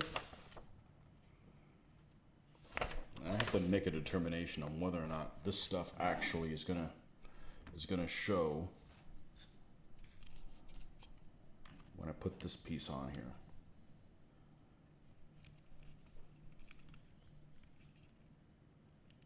I don't like to build shit and then it just be a waste of time. Like, put an engine in there that you'll never see. I think you're gonna see it. I think you're gonna see part of it. All right, let's build the insides, and we'll probably have to chop it to fit it in there, or only have part of it showing because it's not really that. I'm gonna build a new half. just in case it's not exactly the same as the other one. Now, what's this piece? Oh, this is a common piece. It's the other one. Okay. So I guess if you lose some pieces, it's okay. As long as they aren't common to the, as long as they're common piece, as long as they're pieces that are for the other model. Okay. 25 eyes. This guy right here, big nasty.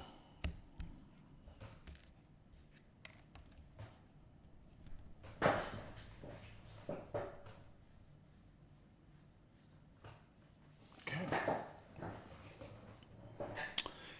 And 6 and 10, right? 10. Really well detailed MG42 on here. Like really well detailed. Unlike the Fujimi MG34 or 42 or whatever the hell it's supposed to be. Doesn't look anything like a real machine gun.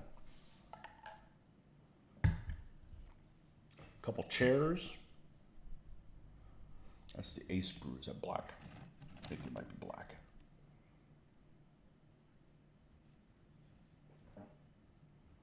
Yep. 2 6As, which are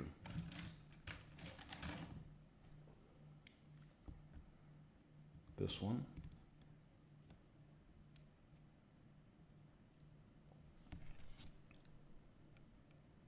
Hold this thing down so it doesn't go a-flying. Okay. The back of the chair.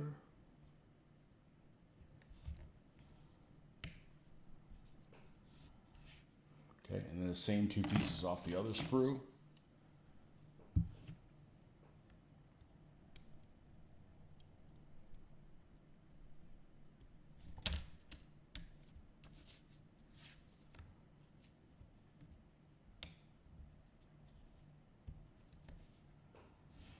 And bits 2 steering wheels. Yep. This one. And this one.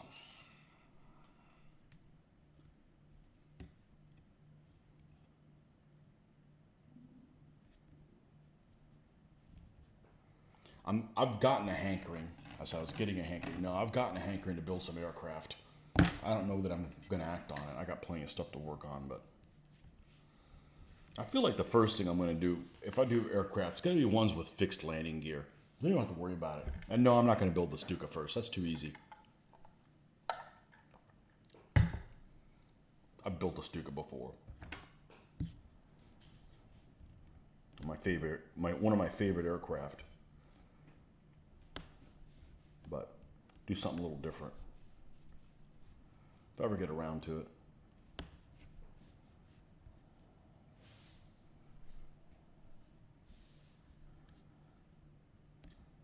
Stuff you can use targets, like a Fischler. Storch would be a good one. Use that for a mission. You got to get out. Got to get out there get out on the Fischler.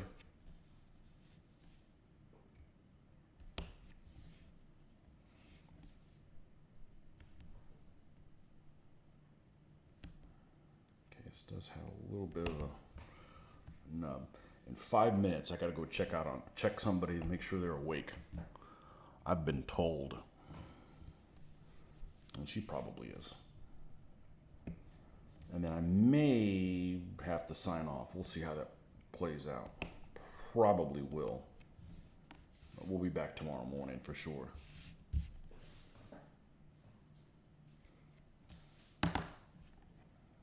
Oh, not for sure. If I don't make it through the night, I won't be on.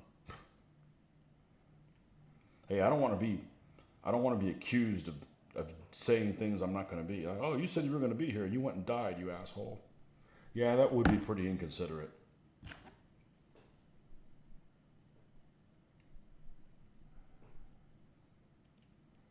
So our convention in Orlando is in about a month. I don't know what the hell I'm going to play. I really don't care. Go there to shop, hang out with people, have a couple of adult beverages, and just see what happens. I didn't make a plan last time. I had a great time.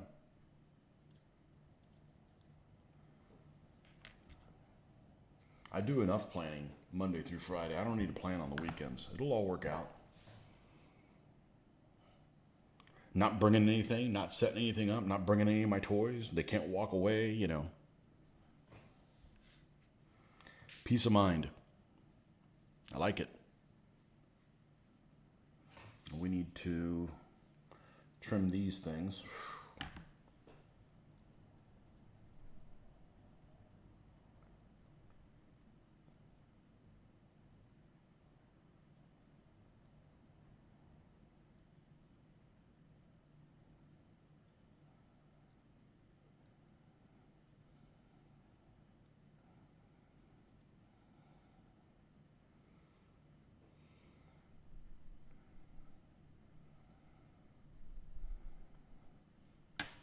I'll try to do a walk around video at least in one of the sessions.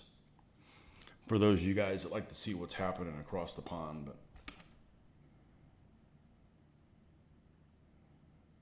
I shouldn't have any commitments to have to do anything, so it's not a very big convention by convention standards. But actually, I saw the numbers in Historicon. I don't think it's ever gotten more than like 3,500 people, which I thought it was a lot bigger than that. I thought it was like 10,000 or something like that. But even the biggest convention nationally is, well, historical convention, because I guess Gen Con or what's the other one? Gen Con and Gen Con's big, and then the other one that's one's held in India. They're both held like in the Midwest, Indianapolis, and then there's another one. I don't know. I don't go to those. I'm not interested in going to a convention to go to board games. Storch, a devil of a kit to put together if Airfix. Oh man, you're making me want to get it. I have 2 Lysanders, okay. The Airfix one for transporting agents to France, and the Matchbox one for bombing German trucks in France in 1940. You don't have to bomb German trucks. They're going to break down on their own. And that's assuming they have fuel.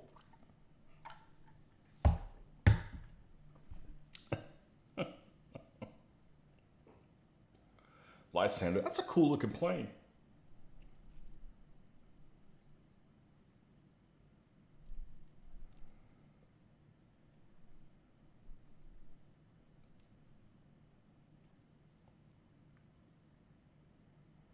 I like British aircraft. I like the roundel. The roundel is just a cool symbol.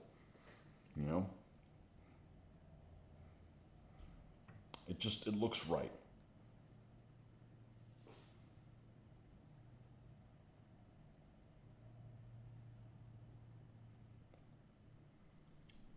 I was thinking of doing float planes for a while, so I was thinking of building that.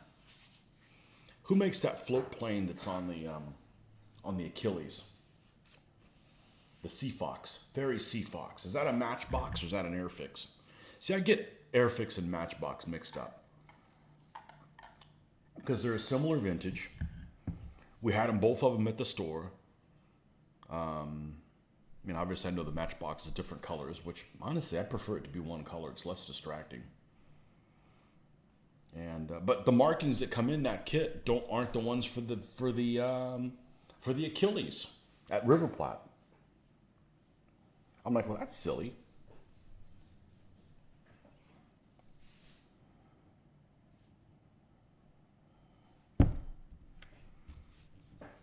I don't know what I'm going to do, but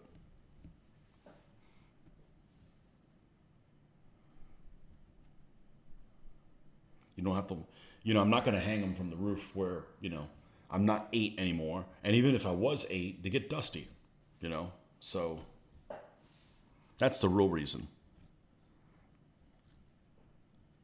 I don't mind having childish sympathies.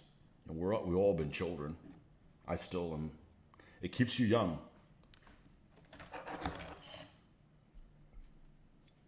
I don't act my age.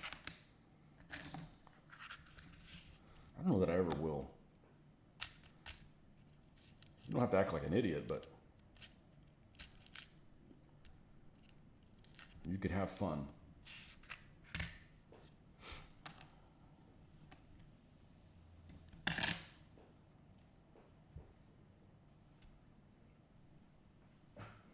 British used them. Liaison spotter aircraft started arming them with bombs just before Dunkirk.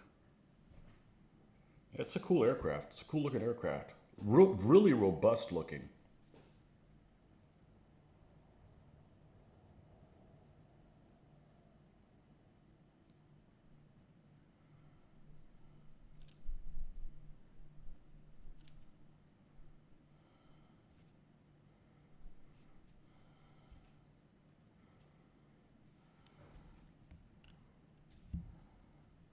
Well, that didn't help at all. It's the same freaking size.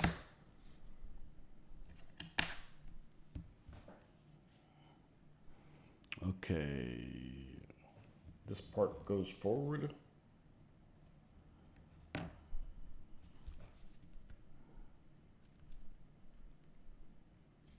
we got to go bigger than that.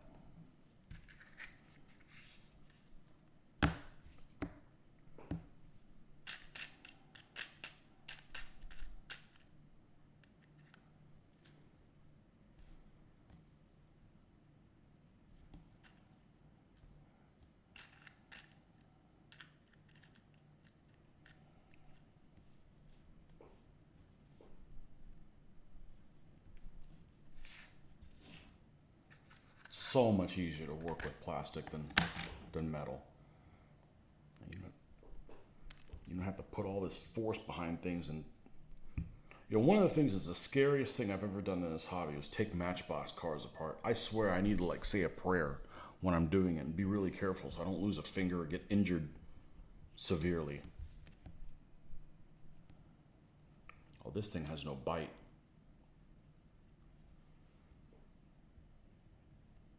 Why not? All right. Just cut to the chase.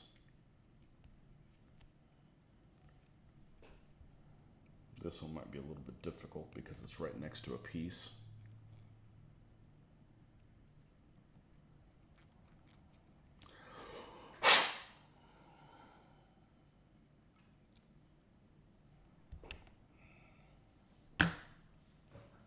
British use, okay. 8 o'clock. I gotta go check on someone, make sure they haven't overslept. And I will be right back in a moment and let you know if I'll be able to continue or not. Right back.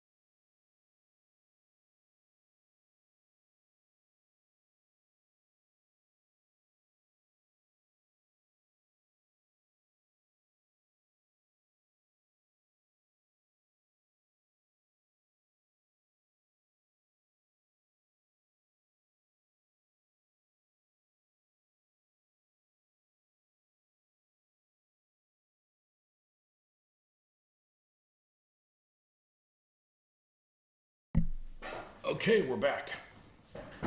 And we'll be on here for a little bit longer. Okay. All right, put the pieces on here. That one. The shifters. Back when nothing was automatic.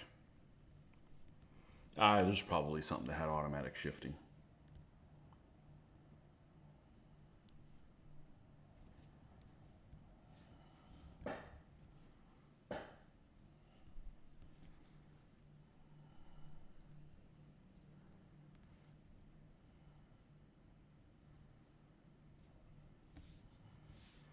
No pedals though.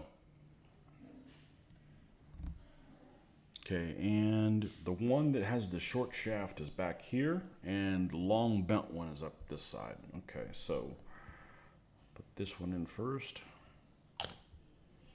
and then we'll see exactly what of this ends up showing. And we might actually chop some of this off because there's no point in feeding it through there if it's not necessary.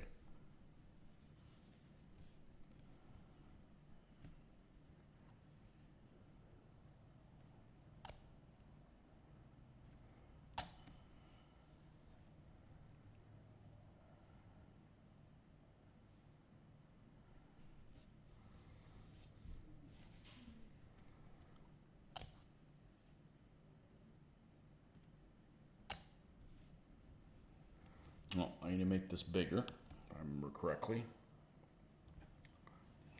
Does not fit on there very well. I guess it's better for it to be tight and you have to enlarge it than it be too big and it just slide down the shaft. And then you have to pin it in place. Okay. And then we'll do the same thing with this one. Although the steering is kind of it's at an angle like that. It's not like upright or anything. It's like an underhanded steering thing. It's probably because of a low roof or something. The German half-tracks did the same thing. Really, I was watching a video on it the other day. It's like really freaking weird. Like freaking cramped and like I don't know, just stupid Nazis. That's what you get. An uncomfortable steering wheel.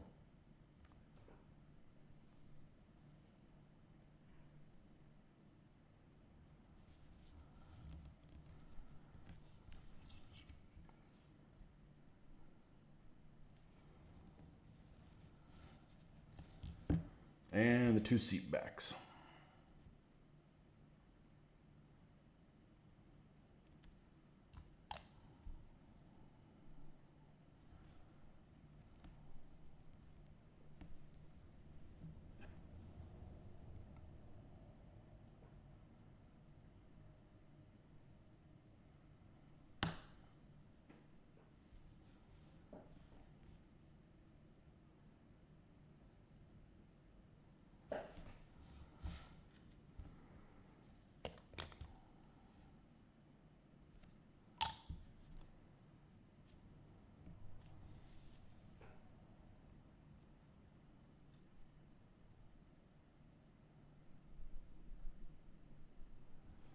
All right, I think this one has like a bulkhead or something on here. We're not going to put that in there yet.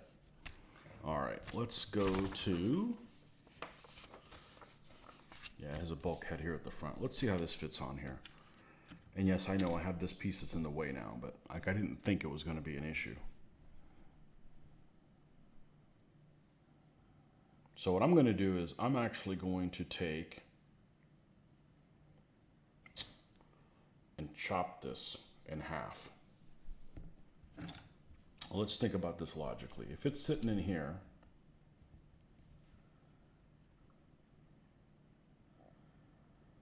which I only have to chop it in half, I just have to detach this. Let's just do that. Let's detach this bracket. Should be easy enough to do. And then just reattach it. Let's just soften it.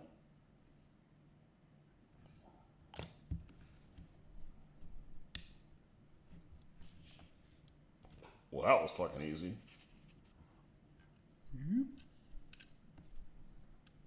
Okay, and let's just reattach it.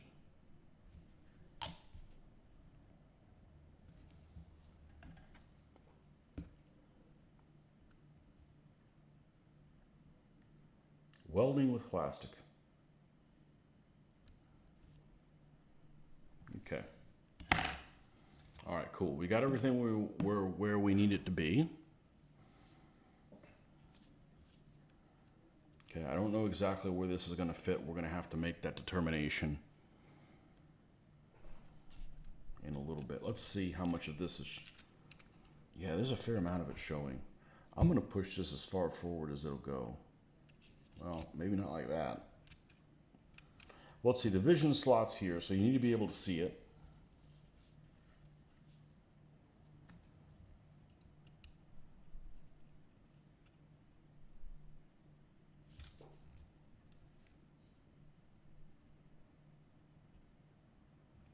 Is there another drawing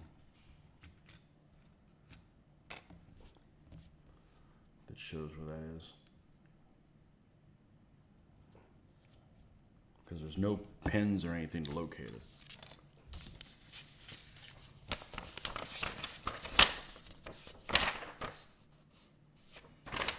Yeah, just put it in there. Okay, yeah, where?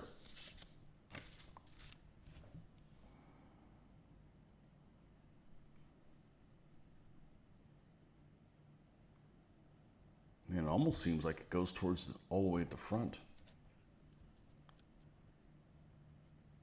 All right, well, if we do that, you can't even see the front location. It's this one you can see really well. Boy, he's really in the way of operating the gun.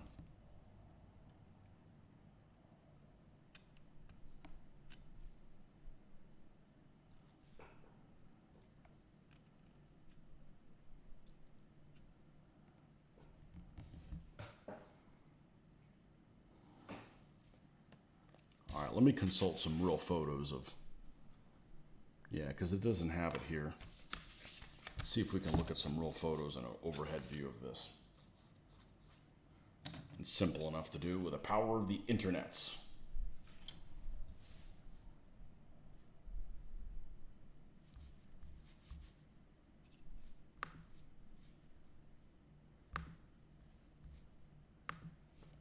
SDKFZ 234/4 drawing.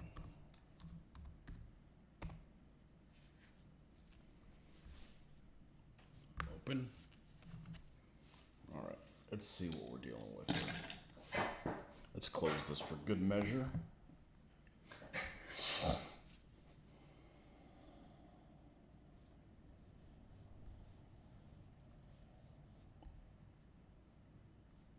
Let's see if this shows the inside of it. The blueprints. Where'd my mouse control go? There we go.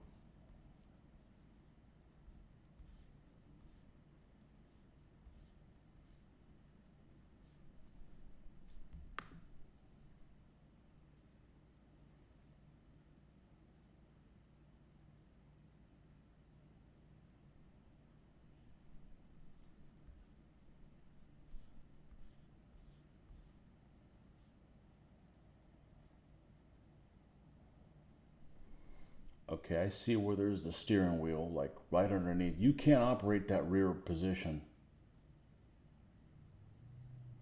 Actually, this is a really useful photo. This is because it gives me an idea how this top portion goes. So if that is there, let's push this all the way up against the front. It is, okay. If I put it like that, that seems to be the right location, all the way to the front. All right, cool. That works. So this bulkhead, all right, I've got this picture open. Let's go back to here. Well, we all are, all right. And let's go ahead and grab that. There's two bulkheads, a bulkhead 2 and a bulkhead 32. This is 32. Interesting. two different ones.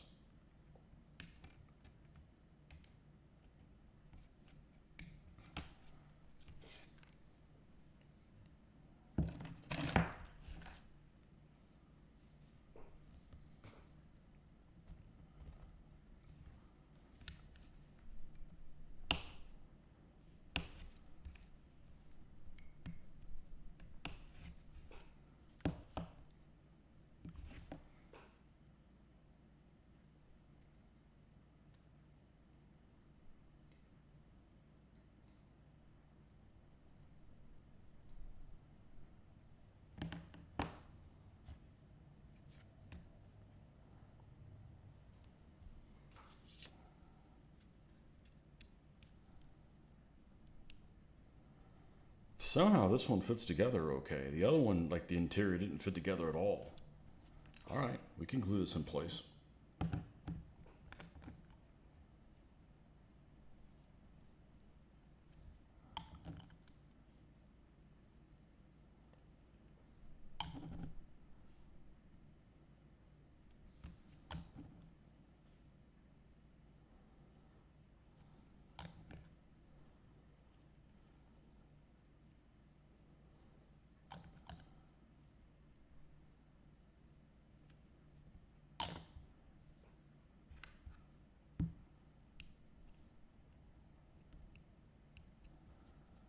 And then we'll put this bulkhead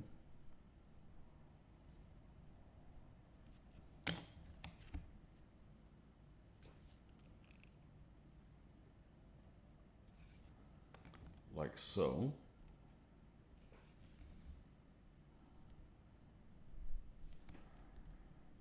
And hopefully it'll fit in there. If not, we have to modify it or remove it, or I think it might show.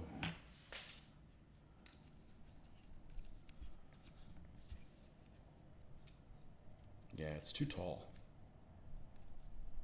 It's too tall now. Is that because these stupid things are there? Yes.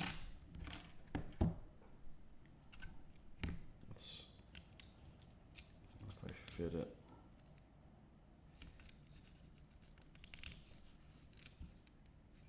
Yeah, these things are literally in the wrong place.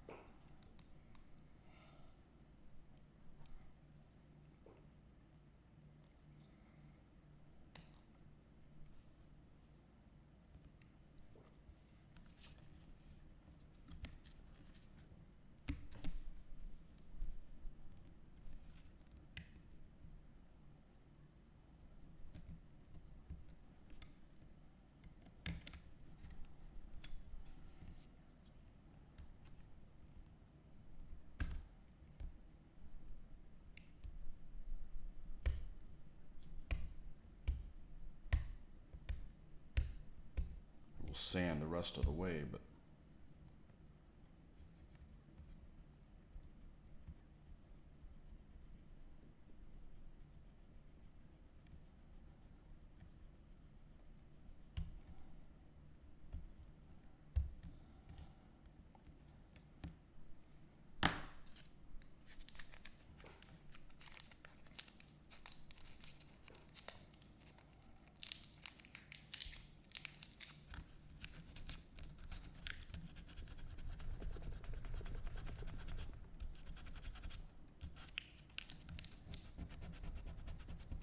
now hopefully it'll fit. If it doesn't fit now, then we'll have to remove that piece or something.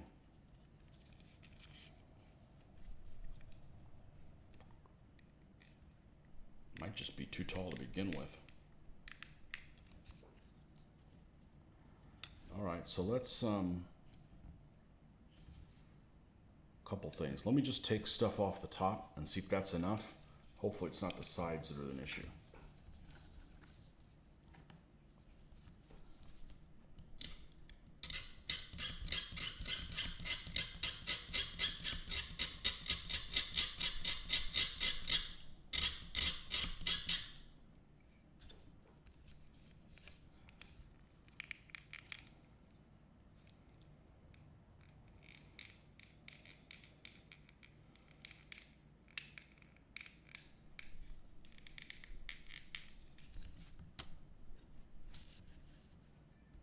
That's exactly where it needs to be. It can't really go.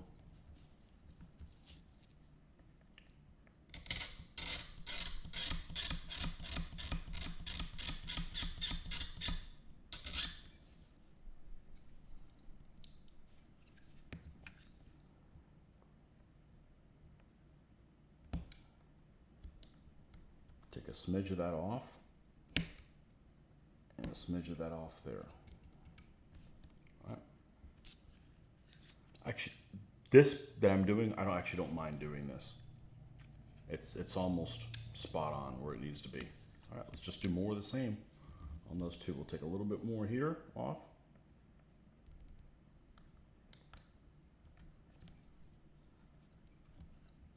And a little bit more right here. So I'm gonna leave the top where it is, see if that made a difference. Just tiny.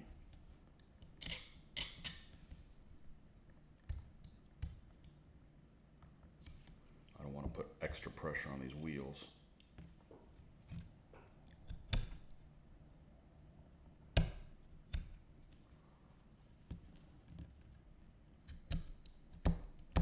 This should do it. Yep.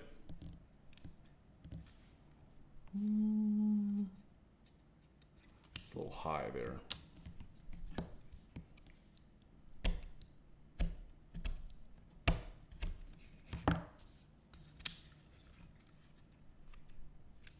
Perfect.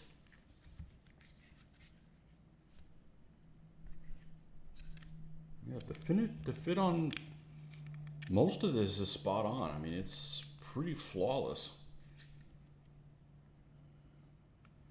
All right, let's get a Bubba Rand for that location.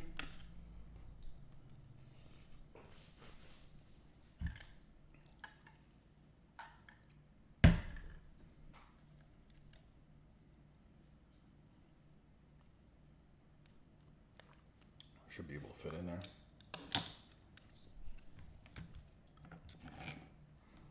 Nothing else that goes inside? Nope.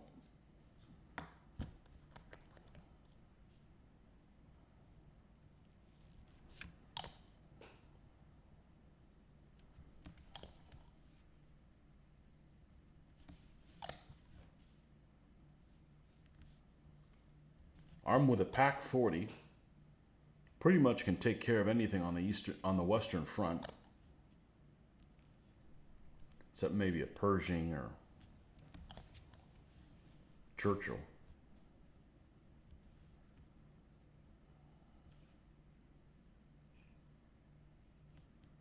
Pretty sufficient to take out anything else.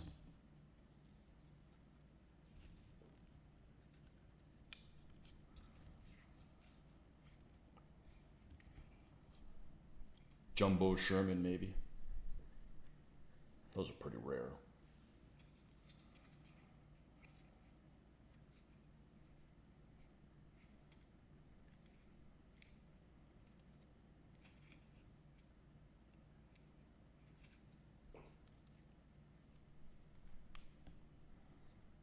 All right, the problem area is here.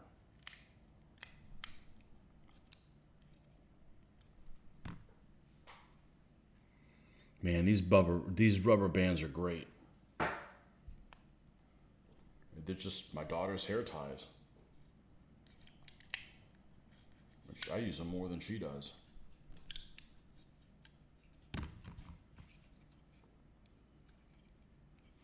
And if I work it right, I should be able to continue building this thing while this thing is gluing together into two halves. It's actually, for as finicky as this little thing is, it's really pretty solid. Once you use the weld cement, it stays together pretty well. Here's what the insides look like. So you do see a fair amount of it in there. I'm not worried about painting it beforehand. We can reach anything with a paintbrush that you can see. So this is, I mean, painting this compared to miniatures is like child's play. All right, so we got le bumper that's going to go on the front. Okay, let's cut that thing off and install that. Should be piece 13, and it is. interesting. And here it looks like there's a misprint. There's a misprint on the piece. Look at this. Should be 12. This says 31, not 13.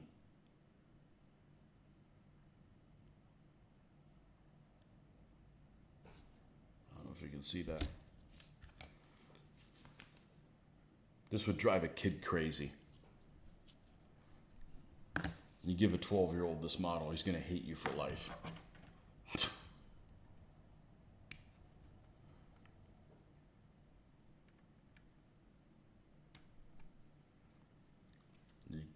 You got to go to college first before you can build this thing. Like, try to deduct things. This doesn't make sense. All right, so don't build it that way.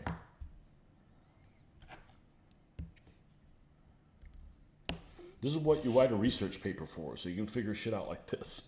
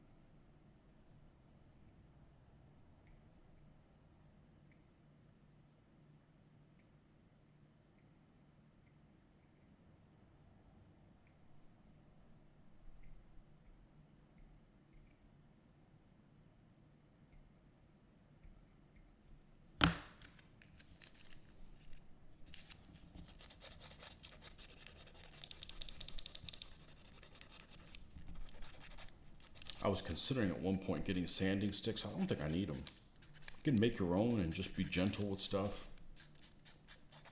I got plenty of sanding paper. I'm afraid the sanding stick in one spot would leave like a divot. So you got to be careful with that too. It's not like it's a one-stop solution.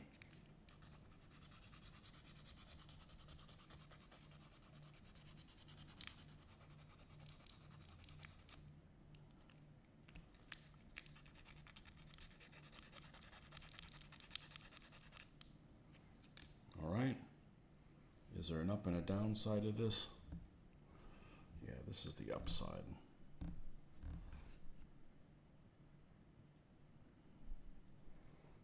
Oh, does this have other things it attaches to? Yeah, they want me to attach this before the sides. That's not right. The sides should go in first. From building another one. All right, let's see if we can remove this without and be able to reuse this rubber band. I don't want to really cut it if I don't have to. It looks like I don't have to.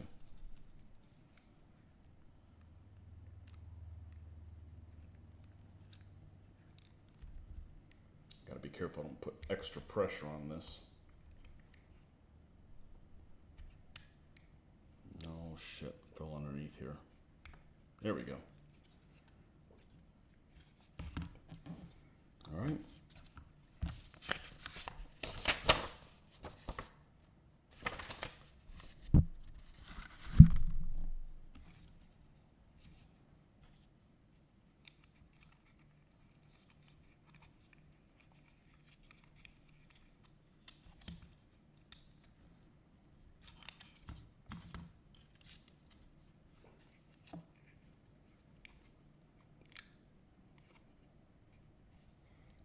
Fit on this thing is spot on. A little bit of a gap there, a little bit. All right.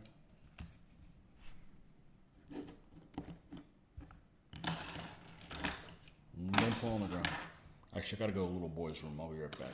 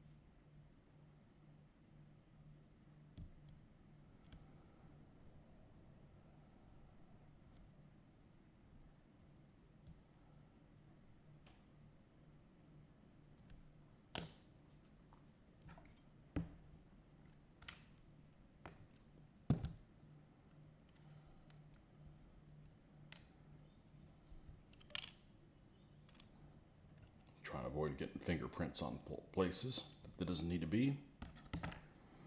And this we're going to have to hold in place for a little bit like we did the other time on the other one. And it should be just fine by the time we're done. Okay, on the front we're great. It's the back, there's a tiny little bit of a gap, which isn't going to be much of an issue. That's spot on. Oh.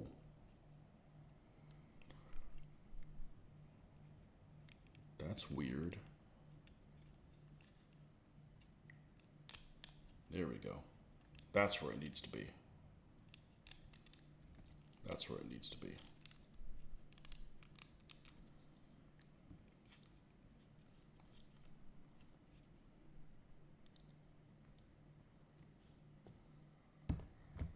I get to do something with my left hand for a change. All right, lefty, step it on up. It's how I did the last time, and it worked really well.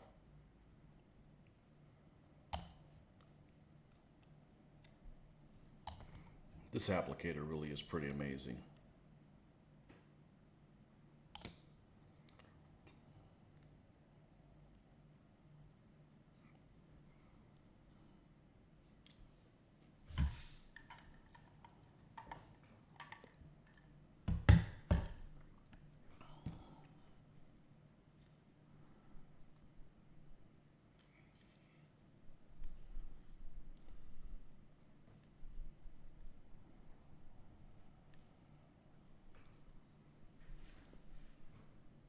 Oh, this opened up? No big deal.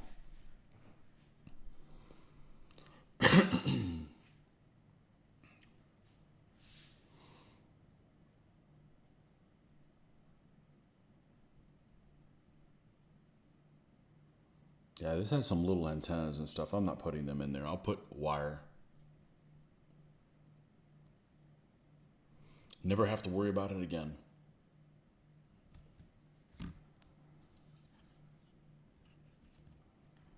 All right.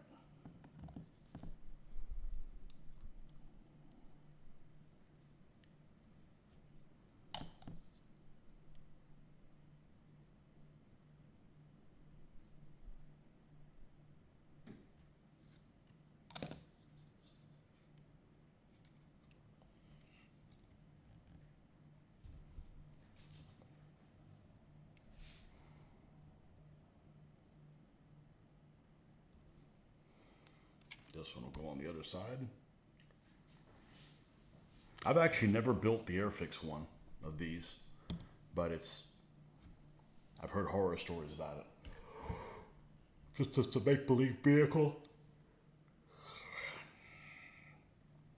I guess it took them a while to come up with this one.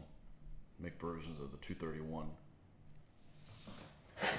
I was talking about a couple weeks ago, that's really kind of frustrating with models that you can't just go to the website of the manufacturer and they show everything they make. Like, it's very difficult to find out, like, okay, I know that Hasegawa makes some of these, and you can't just go to hasegawa.com or something like that. I think that's one of the ones you can't go to find out what else they make. You know, so then you can track it down. I get it that they don't sell to the public or whatever. You can't go directly there, but you know, not being able to, making it difficult to find out what they even make to begin with is just really frustrating.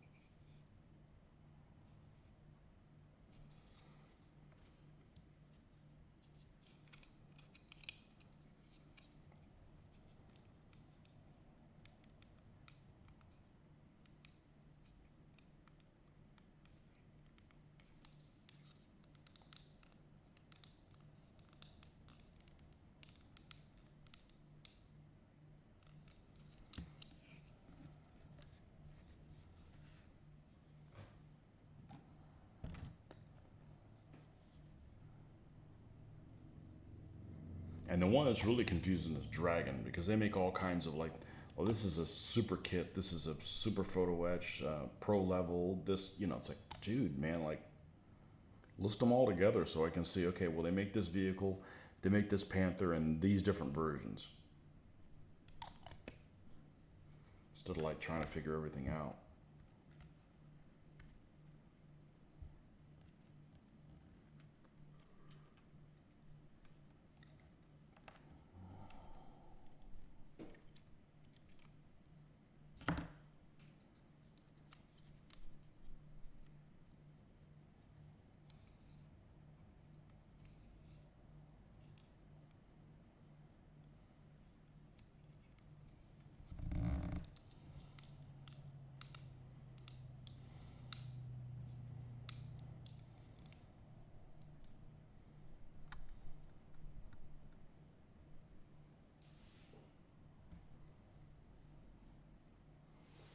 And then what I'm going to do is I'm pretty sure that the spare parts on this thing are exactly the same as the 231. I'm actually going to find a model by somebody else, and I'm going to put the parts on it like it's shown on that model, not these instructions. Because I don't want two armored cars to look exactly the same, that they have the jerry cans exactly in the right the same location. You know, there were variances on how those things happened, and I don't want them both to be exactly the same. Actually, if you follow these, I bet these instructions are the same for all four vehicles. And you got four vehicles that would actually have all the same accoutrement in the right place. The 234-4 from Airfix is a hybrid of a 231 chassis and a 234-4. Airfix magazine had a guide on how to convert it. I wonder why they did that. I wonder why they did that. So you can't even make a 231 out of it.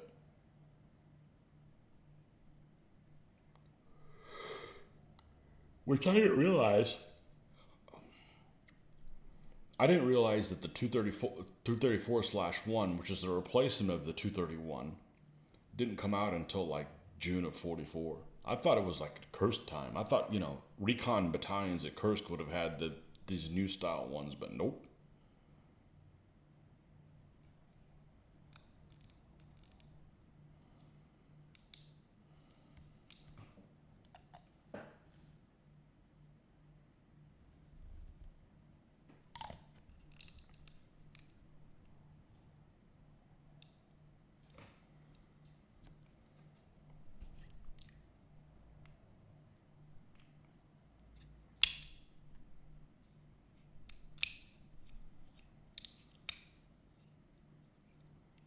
Easy there, killer.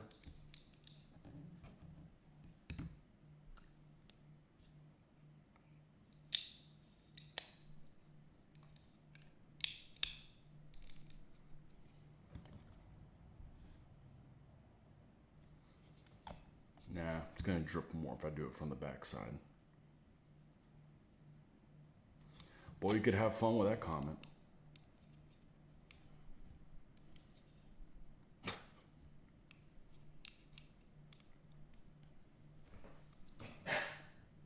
You would have preferred Airfix did a 231. No kidding, yeah. You mix 76 and 1/72nd? I don't have a problem with it.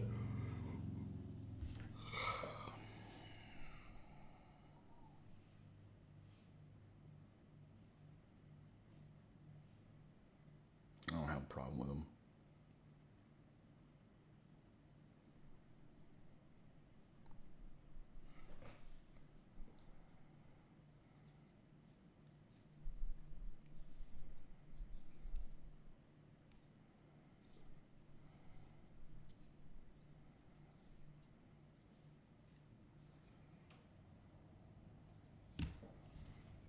Now we can do the front, this bumper.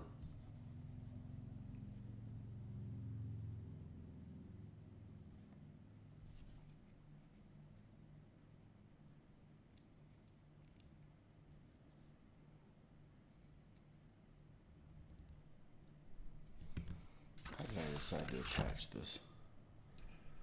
Underneath, okay, cool.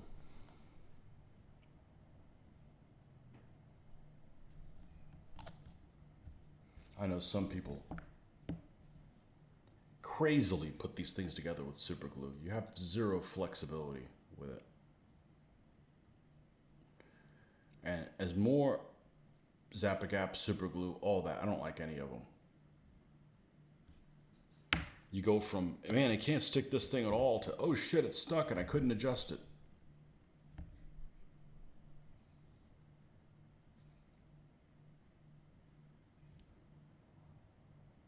And this applicator is stellar. Stellar. Okay, there's the bumper. Okay, now we start getting into the business end of stuff.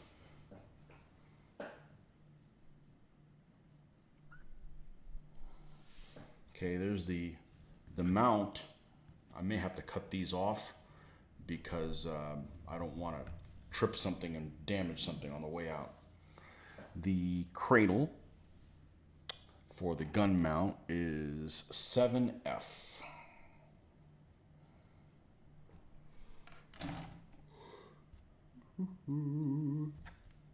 Here she is.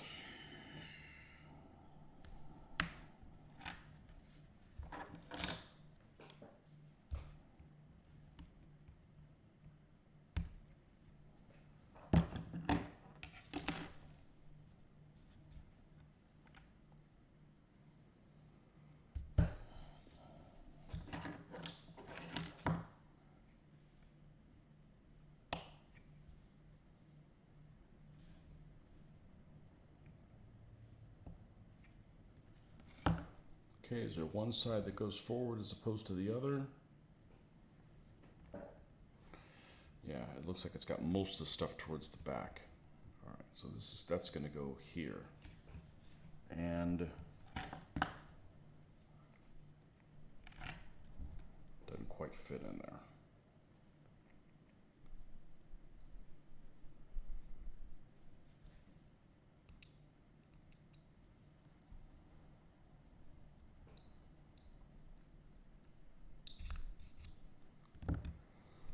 Now we don't have to worry about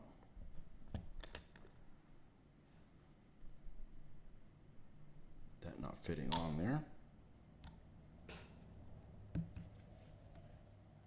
Hopefully this cradle does not get in the way of the gun itself, because it doesn't give you an option to make it laying down.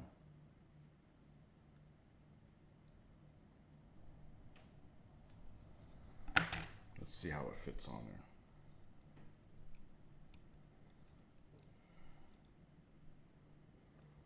No, we're okay. We're okay. All right. Here's a perfect example. Here's another stupidity. So it's got an AA mount for MG42. Where does it go? Oh, just back there somewhere.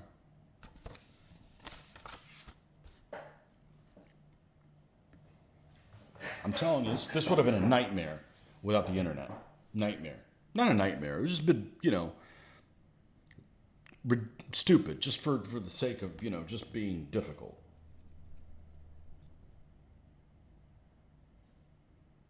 All right, I'm going to go ahead and put a little bit there and a little bit here. And I'm going to have those two pieces pushed up against it. Okay. Yeah, I don't know where that machine gun mount goes. We will worry about that later. Okay, here is the superstructure.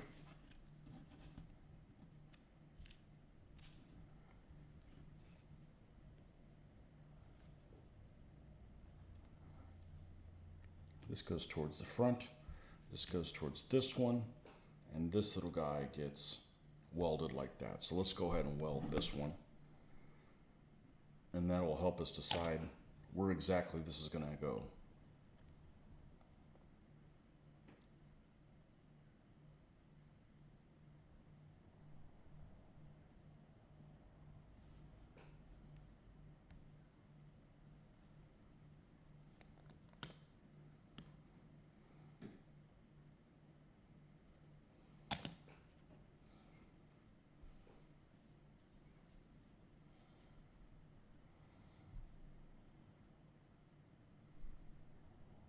Well, I have an Airfix 222. It's terrible.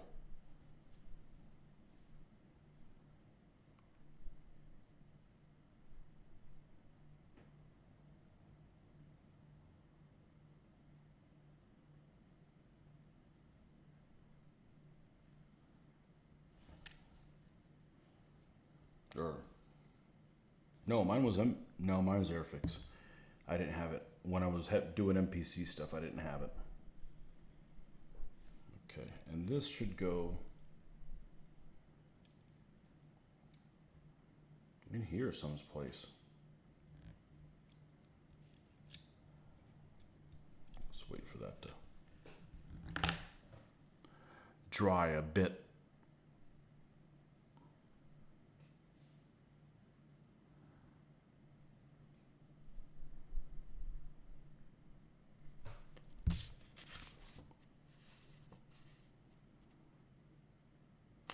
Yeah, we'll put the machine gun on there, but we gotta consult other, make sure we attach it to the correct thing.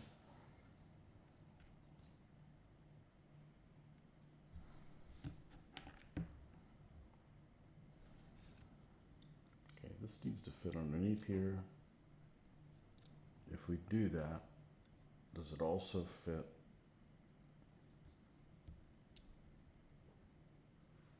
There.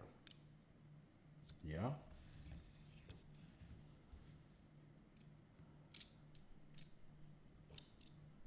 Okay.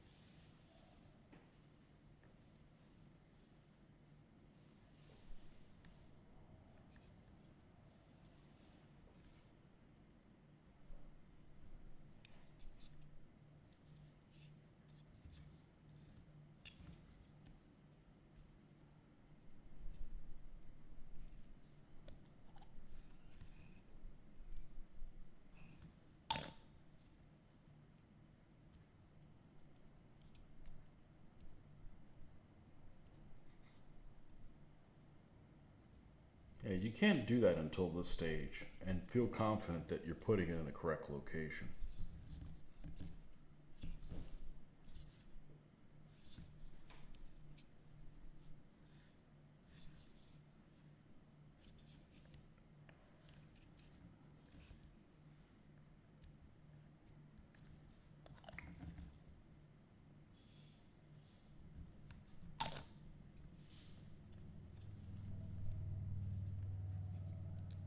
Okay, and that's good that that loosened up.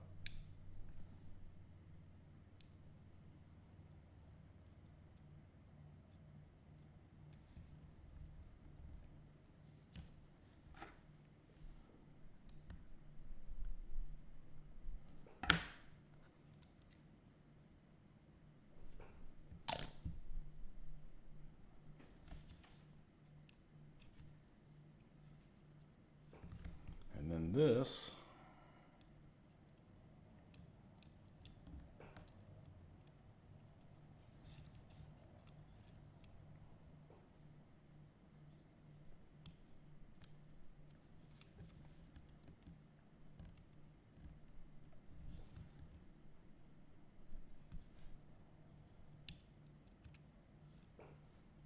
now we never glued this in.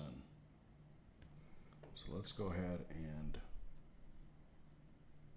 glue it in to keep from moving.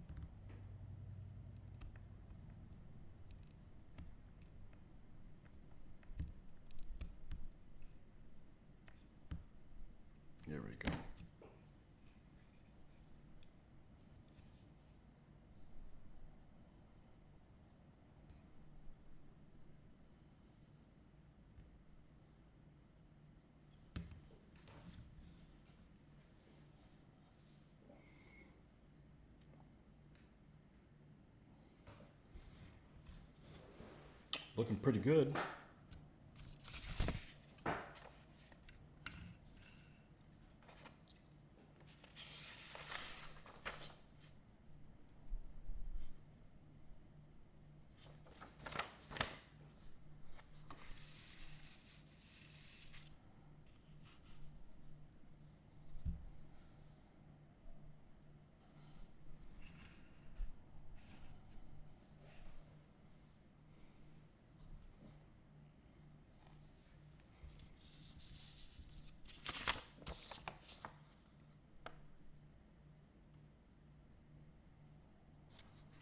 Let's see if we can tell.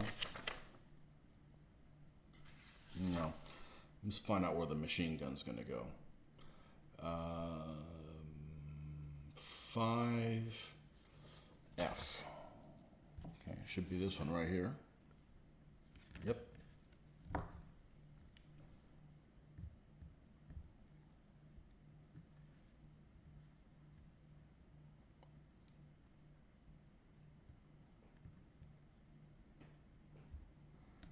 Okay, and the machine gun.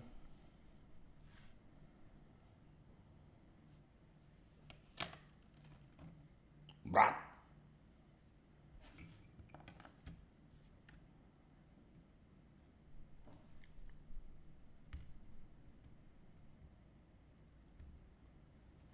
Those two.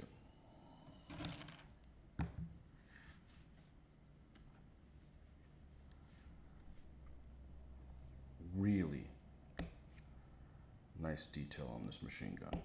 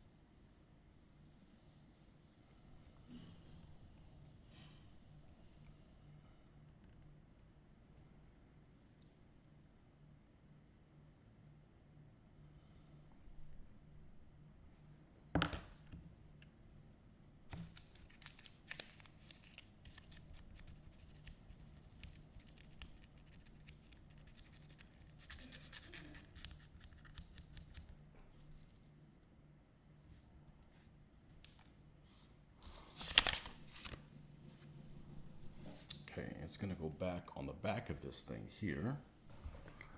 And there's no spot really for it to fit on. Not like an indentation or something.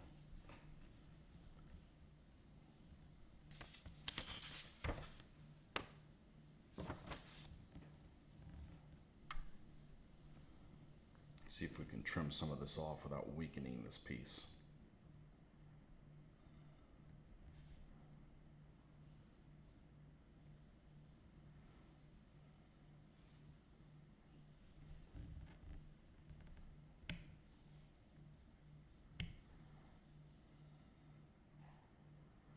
Okay, and we're just going to sit it, and we'll have it go straight forward. So we're going to put a little spot of glue there.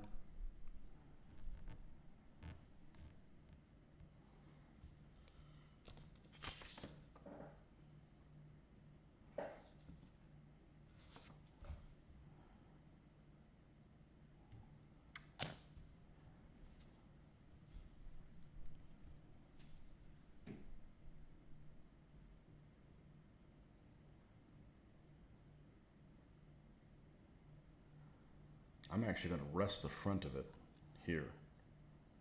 That'll give me another spot. It's like lines up perfectly so that it doesn't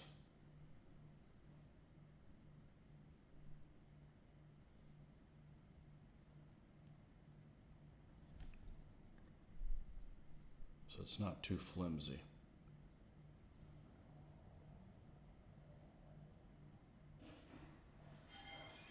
Okay, so we'll let that dry.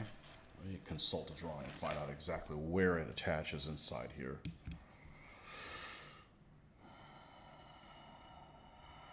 Lord only knows.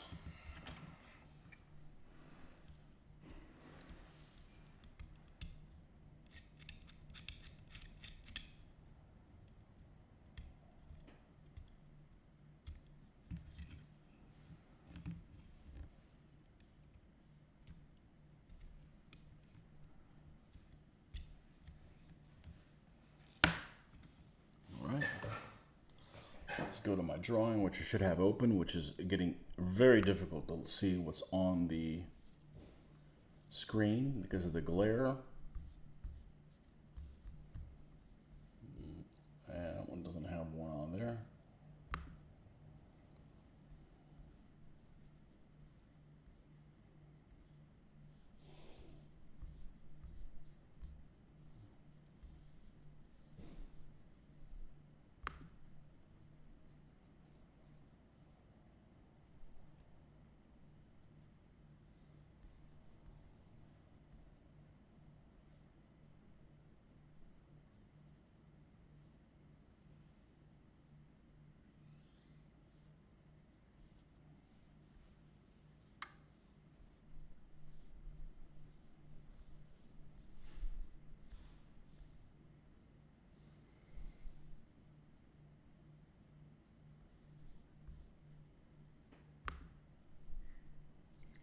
Let's see if this takes me where I need to go.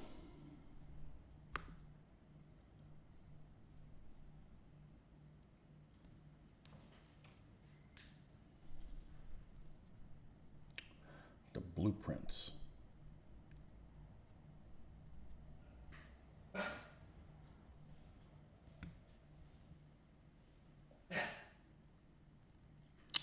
It's this spot right here. That's where it goes. I could have also done it, and extend it out and fire it, but it's just a lot less stable that way.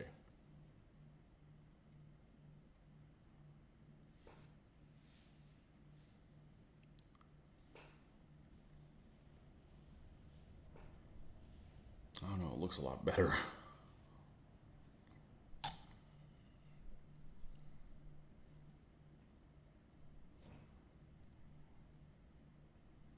That's the location of that.